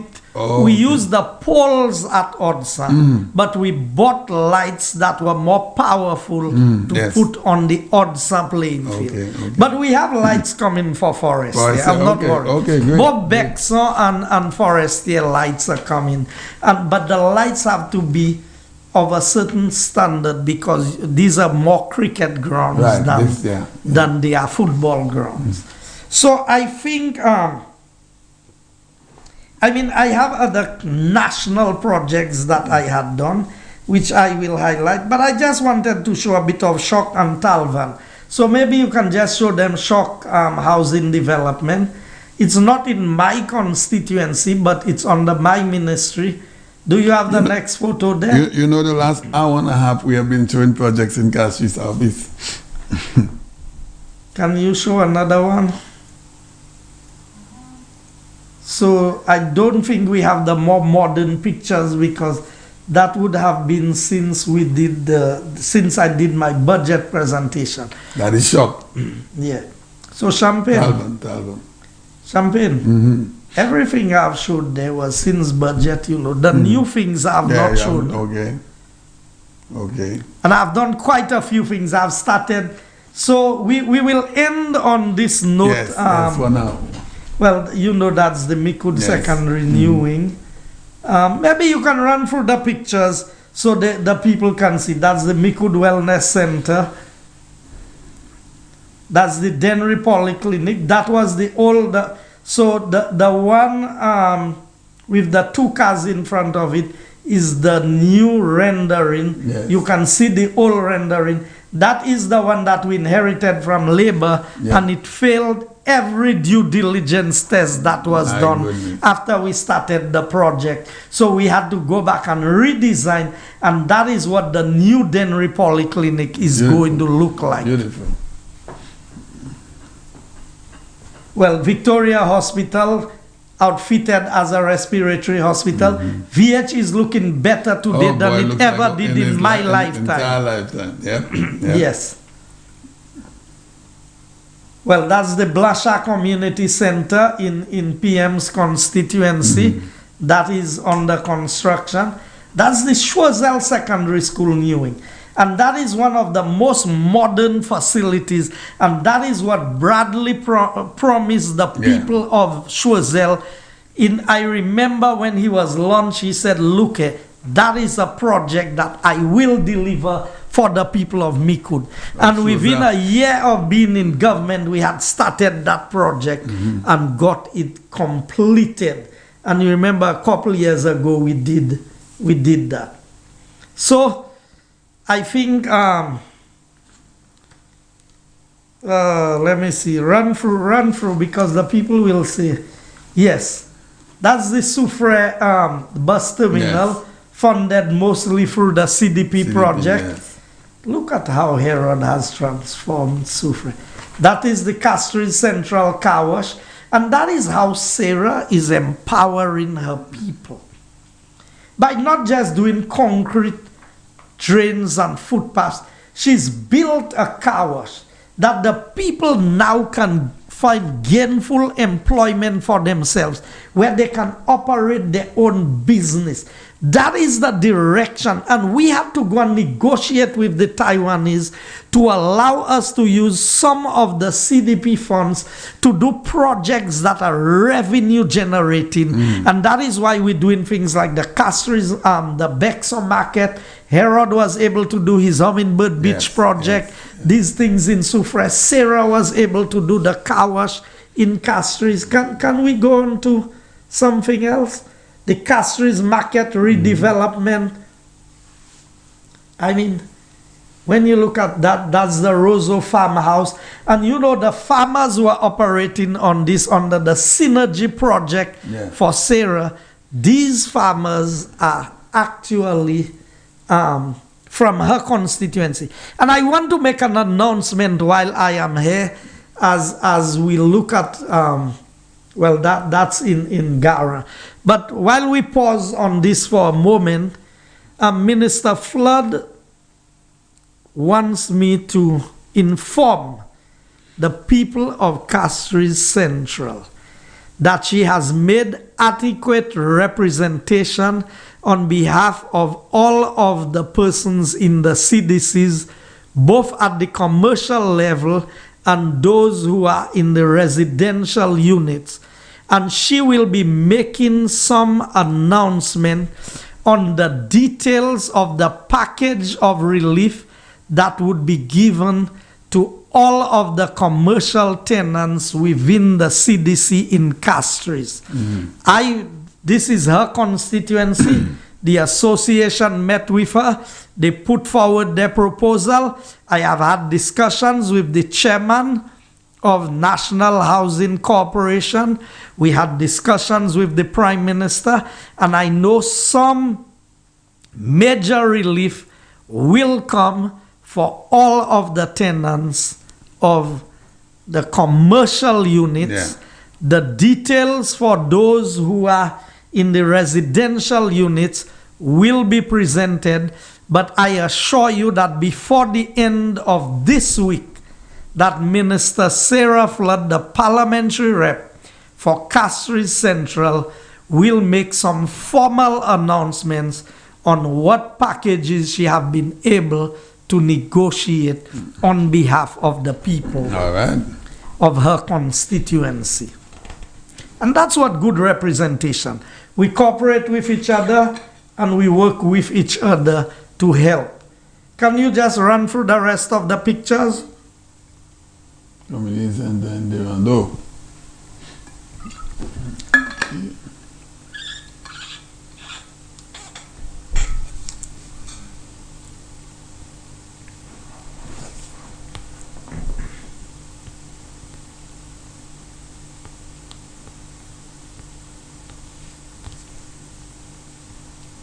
You know the new driver's license. You know, Champagne, on the driver's license, under the Labour Party, you remember how many months people used to carry a receipt in their pockets? Today, what is happening?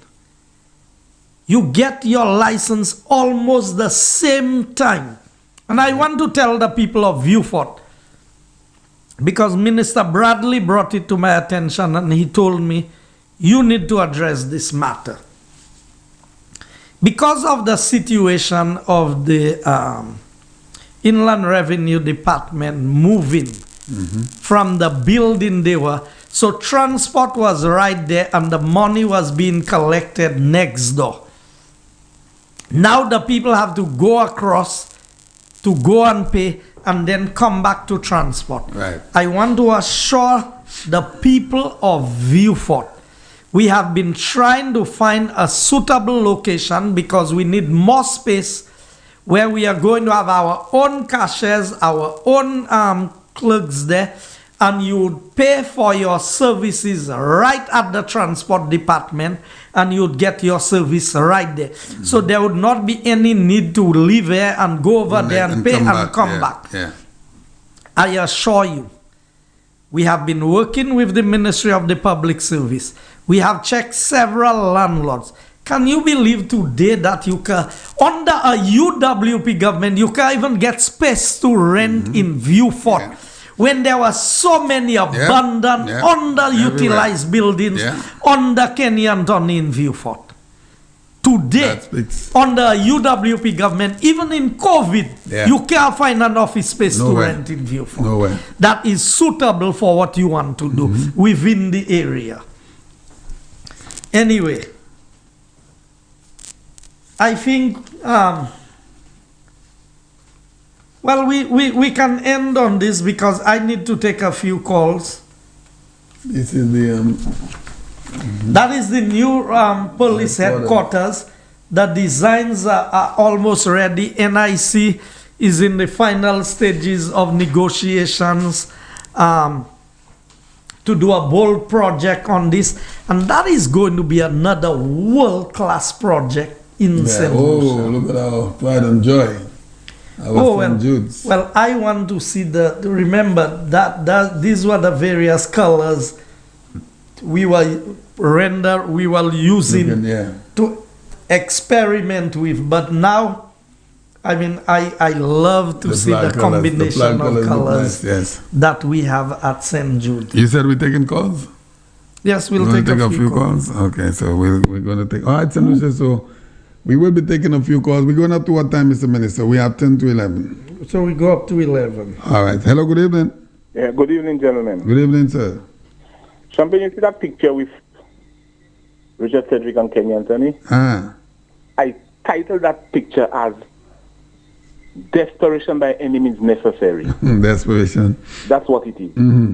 Now, Minister, I hear you talking, but in the next term, I'll be after you We need our facility in Capitol Hill. Yes, you gave us our roads. But Oh yes, so I meant to say that, caller, that we have the lot within the Andre After development that is earmarked for a facility for the Capitol Hill area and environs. I want to assure the people of Capitol Hill that this project will be done. Capitol Hill and therefore area in general, that I will deliver on this facility for the residents of the area. We're still battling between, do you create a recreational area like a park? Do you put a facility like a center? I think, or do we put a court that can be used for indoor and outdoor facilities? So we still have a final decision to make, but that is it. Whatever the community decide, we will work with them on that. Because we have a lot of young boys raised in the area interested in sports. To me, I think a court like what Lakwa have with a community center downstairs, we have a lot of the senior folks, the veterans, they play a lot of small goal football. You know, night time when we nothing doing, I myself, I used to play a lot of cricket. I represent South Castries. We can go there and play a softball cricket night time and do something. Yep. Number two, I heard you mentioning roads. The Belma Lane and Frank Johnson Avenue needs attention. I know you have Rome was not built in a day, but I'm just notifying you these places need attention. Yes, I know we need to. I know all the roads up there need Belma Lane and these areas need some attention. But as I indicated, when in a previous program, I heard you made an announcement about that TVET program. I'm calling on the young people on the mound indicated that to align yourself to take advantage of this opportunity presented by this government. We have a lot of young, talented people in the area. Do not waste your time doing nothing. Align yourself for this opportunity to grab at it and run with it.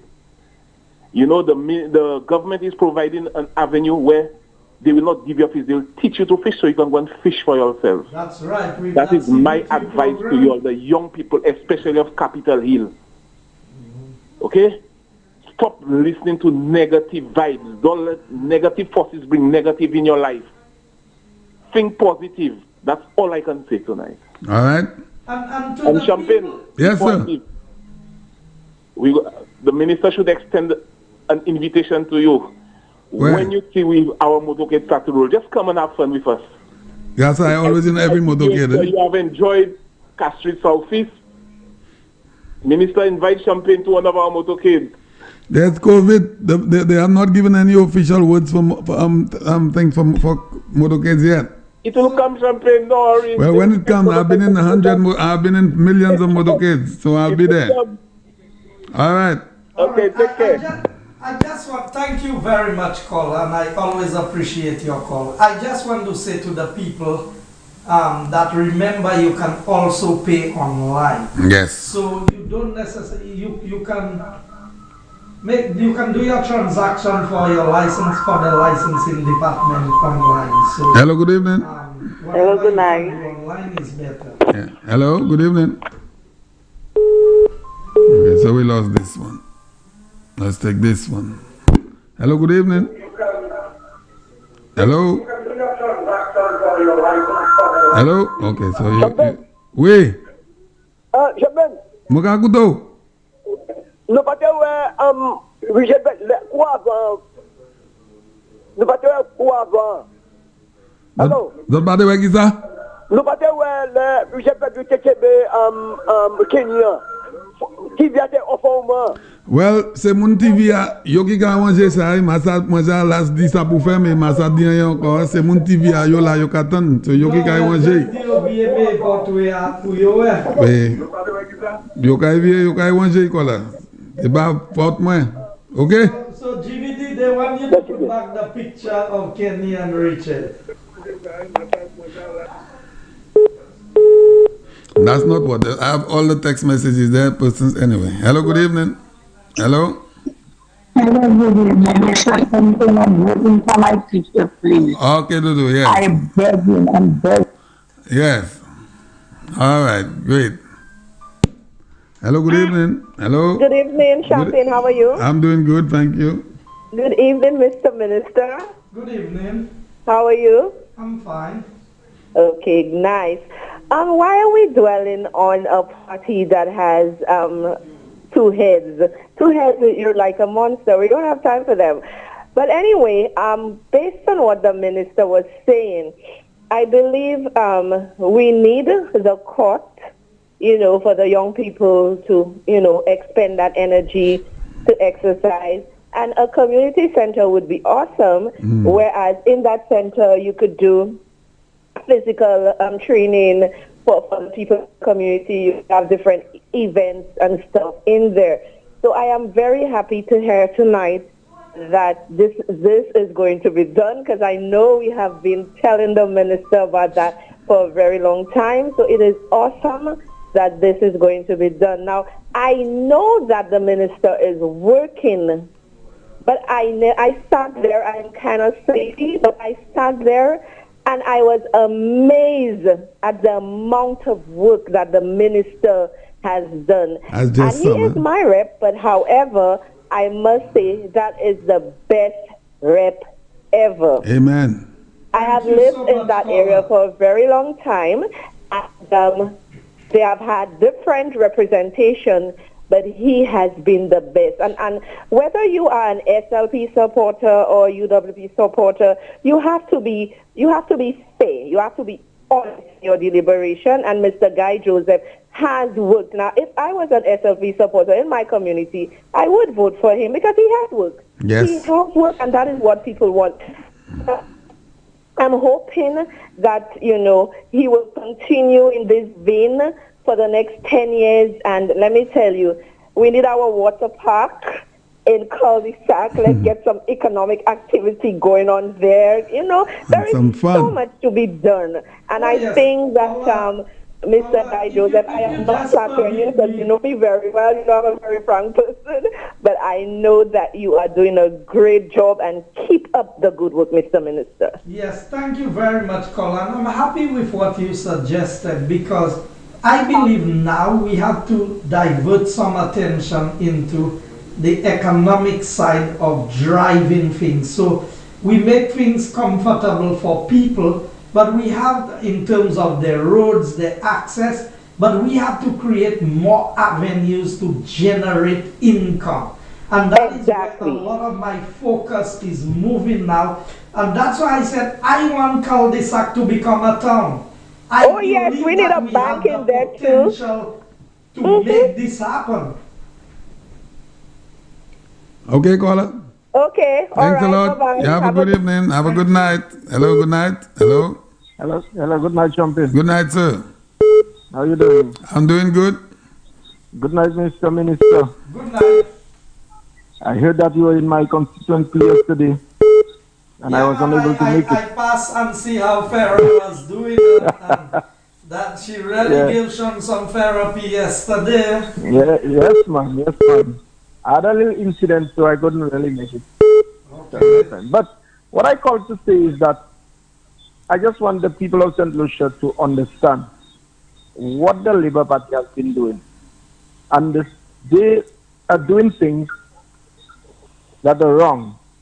And when the United Workers' Party get into office trying to correct some of the wrong things that the Labour Party have been doing, the United Workers' Party is still being accused of doing wrong things. The Ashabet land, which Richard is complaining about. Richard did not know that the United Workers' Party government had to pay the Nicholas family at Larissus for some of the land that Sean Edward took from them, saying that he was building a stadium at Larissus. When he first came into power, when he said he was building a stadium, he acquired the Nicholas family's land And they went up and down, up and down, up and down. While the Labour Party was in power, they never got not $1. And as the United Workers' Party got into power, they got their money. Yes. So this is just what they're doing. So I want people to... When the matter... And that is how... You know, when men who want to lead the country can come and lie about things like this, you know very well it was not UWP who acquired the land. All the evidence is there to show that we were not the ones who acquired that. Yet still you will come. I tell you, I believe Richard did that deliberately to expose Ken. Yeah. Well, I cannot see any. Let me tell you, Richard knows how to use information to his advantage. And I don't think it's because he did not know. I believe he did that to expose Ken. Yeah. Yeah, that's what he did. Well, Kenny can and see you made for a that. valid point in the beginning of your show tonight. And I want the people of St. Lucia to remember that. I'm going to repeat exactly what you said. If when Richard was in the United Workers' Party, all what they were saying about him was true, and now he becomes a Labour Party minister or candidate or whatever he wants to be. So now all things have been erased about him. So it means they were, if Collar, they have two options. To come back and say all what they said were lies, or to come back and say it was true, but we forgive him and we are aligning ourselves with him. Accepted.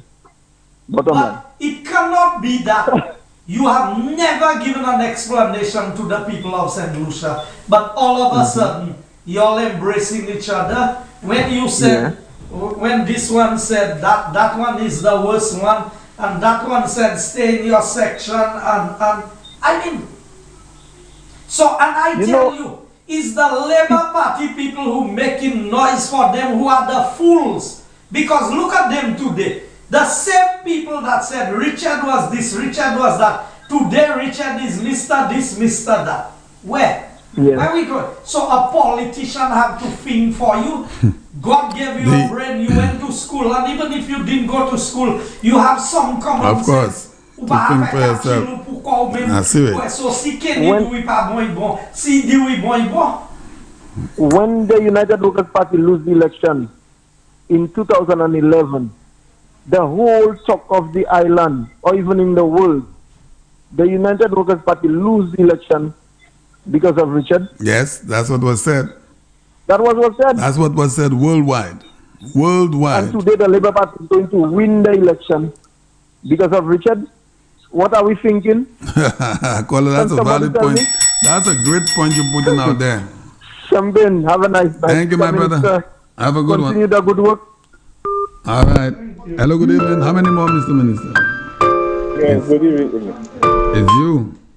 I could remember in an interview of Kenny Anthony, I cannot remember if it's Rick or Timothy, but I more believe it's Timothy show. Yeah. A question was posed to Dr. Kenny Anthony about when he made a statement about Richard Frederick was bad for politics. And I can clearly remember him answering, saying that as a prime minister and in the interest of national security, there is information you have and you have to go to your grave with it. Something that has a lot of meaning. Well, I'll say something here tonight. If the assumption that Richard Frederick is trying to take over the Labour Party, I give him all the respect for that. But if it's not, Richard Frederick should be ashamed. As someone that I knew very well and I still know, I am saying that tonight. If the assumption that a lot of people are saying that he is going out there to take over the Labour Party, I give him that. If not, Richard Frederick should be ashamed for the things that have been leveled at him for all those years by Labour Party personnel, Labour Party operatives, Labour Party executive members, for him to be back there with these same people. If he's going out to control that party, yes, I'm on your side, not in terms of supporting you, but I'm seeing you have a motive. If that's not so, you should be the most shameful person in the entire world. based on what was said about this man. I got myself in trouble, caller. I got myself in trouble with Labour Party people. Not physically. Verbal exchanges with a lot of people because of what was said about Richard Frederick, because at that time, Richard Frederick is seen as the Prince of Flambeau, and that same man today is in bed with the same people, and Champagne I'm not supposed to say anything. Richard Frederick should be ashamed. And I know you're listening, you should be ashamed, Richard Frederick, for hugging Kenny Anthony. If you're going out there to control the Labour Party, all right, I give it to you. But if not, you should be ashamed, my friend. I agree with you on that. I think we can close. We will close on the last one? Yeah. All right, my brother. Thank you, caller. All right, beautiful. All right, Senator, the phone lines are still going, but the minister said this is it. It's 10 minutes after the hour, 11 o'clock. Last words, Mr. Minister? Champagne, the PM announced 5 Oh, yeah. for 5. Oh, yeah. Now remember, this is not a prime minister who speaks words to win election. No. This is a prime minister who makes promises that he can keep. Amen. Or promises that he intends to keep. Because not everything, sometimes things change. But he is not, he came, the first time he came with 5 to stay alive. That's right. And within months of being in government, he delivered on all 5. They were fulfilled, my friend. All of it. Now, the first time, he said 5 to stay alive. Mm-hmm. This time he's saying 5 for 5. That's right.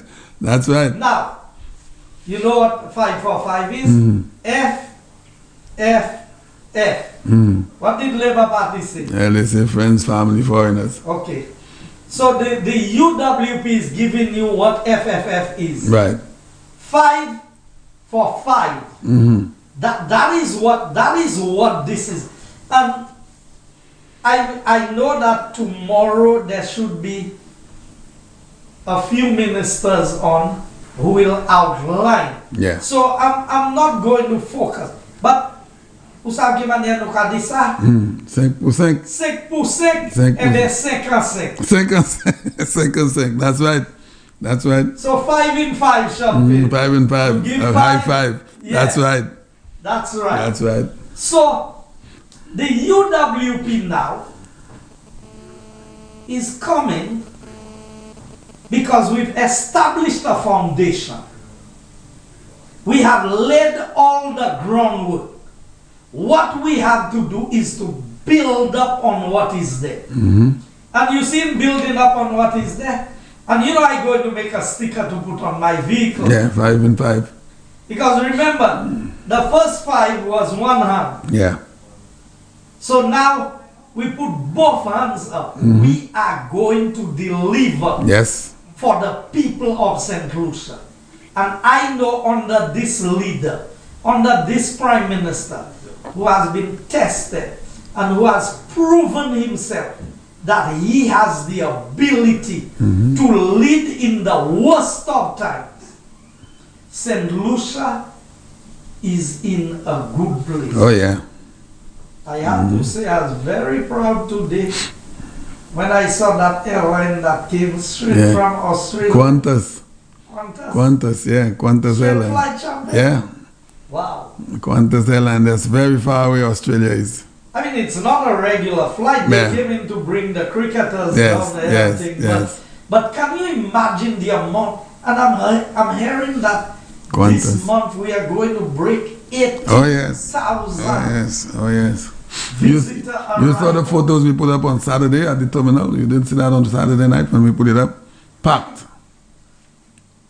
And we've been able to manage the COVID in the midst of all of that. You know, my same friend I was speaking to in Trinidad this morning, you know what he said to me?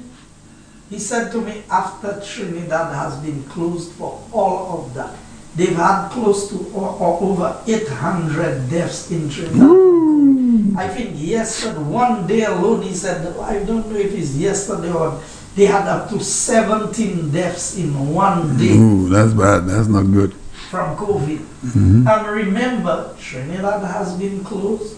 The borders have been closed. they've been doing. And he said to me, things are bad. Yeah, it is bad in Trinidad. Very, very bad. Yeah. I remember today, Spider said he does not know what foresight or what gave the Prime Minister the vision that he had. That he was one of the first leaders in the world who said we need to coexist with COVID. Because it's not like COVID is going away tomorrow. That's right. And every decision he has made as leader, they have not been careless, but they have been calculated to show that the two can exist. Yeah. And without automatically shutting down everything. And this Prime Minister, I don't want to imagine what St. Lucia would have been like today. Yeah, had it not been him. Had it not been him. And I really thank God for his leadership. And I pray for my Prime Minister every single day. Yeah. Because, Champagne, it takes a lot to endure all of that criticism, to take all of that pressure. Yeah, for to years. go through all of that, to do for a country that it appears at times does not show any appreciation for what is done. But I know the silent majority. I don't worry about the few who are out there making noise. Yeah, just a few. I know the silent majority on election day will come out and give their full support to this United Workers' Party and to Prime Minister Alan Shasley, because I think God has truly blessed us with a loving, compassionate, and caring leader. And not just that, a capable leader. Yes. A leader who has made a difference in the leadership of this country. I know those who don't like him because they cannot do what he has done. But people of St. Lucia, people of Castries Southeast, let us play our part. Let us do what we have to do. In whichever constituency that you are in, by now you should have confirmed that your name is on the voters list. Yes, sir. You have to know which polling station you voted at. You check if they moved your name anywhere. Because I remember in 2011, some of my people were moved. Yeah. People who are voting in Tirochet Jendo all their life, never changed, found themselves all the way at Babondo Secondary School to vote. Find out where your name is. Don't just wait on the canvassers alone who are on election day. Check out your business. Know where you are voting. And on election day, vote for your future. Yes. Vote for the United Workers' Party so that we can continue That's right. the good work that we have started in building a new St. Lucia. Yes. Good night, everyone. All right, and the phones are still buzzing, but unfortunately, callers, this is the end of the phone-in period. And thank you very much, Mr. Minister, for episode number 35. Is it 35? Yes, it is number 35. St. Lucia, thank you very much for tuning in as well. We're looking forward to seeing you and having your calls next Monday at 8 o'clock with the program Inside Castries Office. Tomorrow morning, I'm going to be back here at 9 o'clock. I'm supposed to have as my guest Mr. Peter Feniste, one of the owners of Fresh Start. You know, one of my callers just said to me, well, one of my friends, he said to me, you know, my number is 545. 545. Okay, that's the number 545. Okay. 5%. That's right. All right, then, sir. Tomorrow morning from 6 o'clock, the man, Brother Norbert Williams, will be here with the radio edition of Keeping It Real. Then I come in at 9 o'clock. Should have Mr. Peter Feniste in studio with me from at about 9:30, where we will be talking all of the beautiful projects that Fresh Start has put in. And there's a shortage of material, so he wants to talk a little bit about that as well. Tomorrow morning and there's supposed to be a conference as well. So we're trying to weigh our options, what we're going to do tomorrow in regards to Mr. Peter Finistère and the conference. So you have a great night, St. Lucia. Don't forget to say your prayers. Say thank you to the great God above. And tomorrow we will talk to you, and you have a great night as we go right into the BBC. Bueno, me lo hace, bye.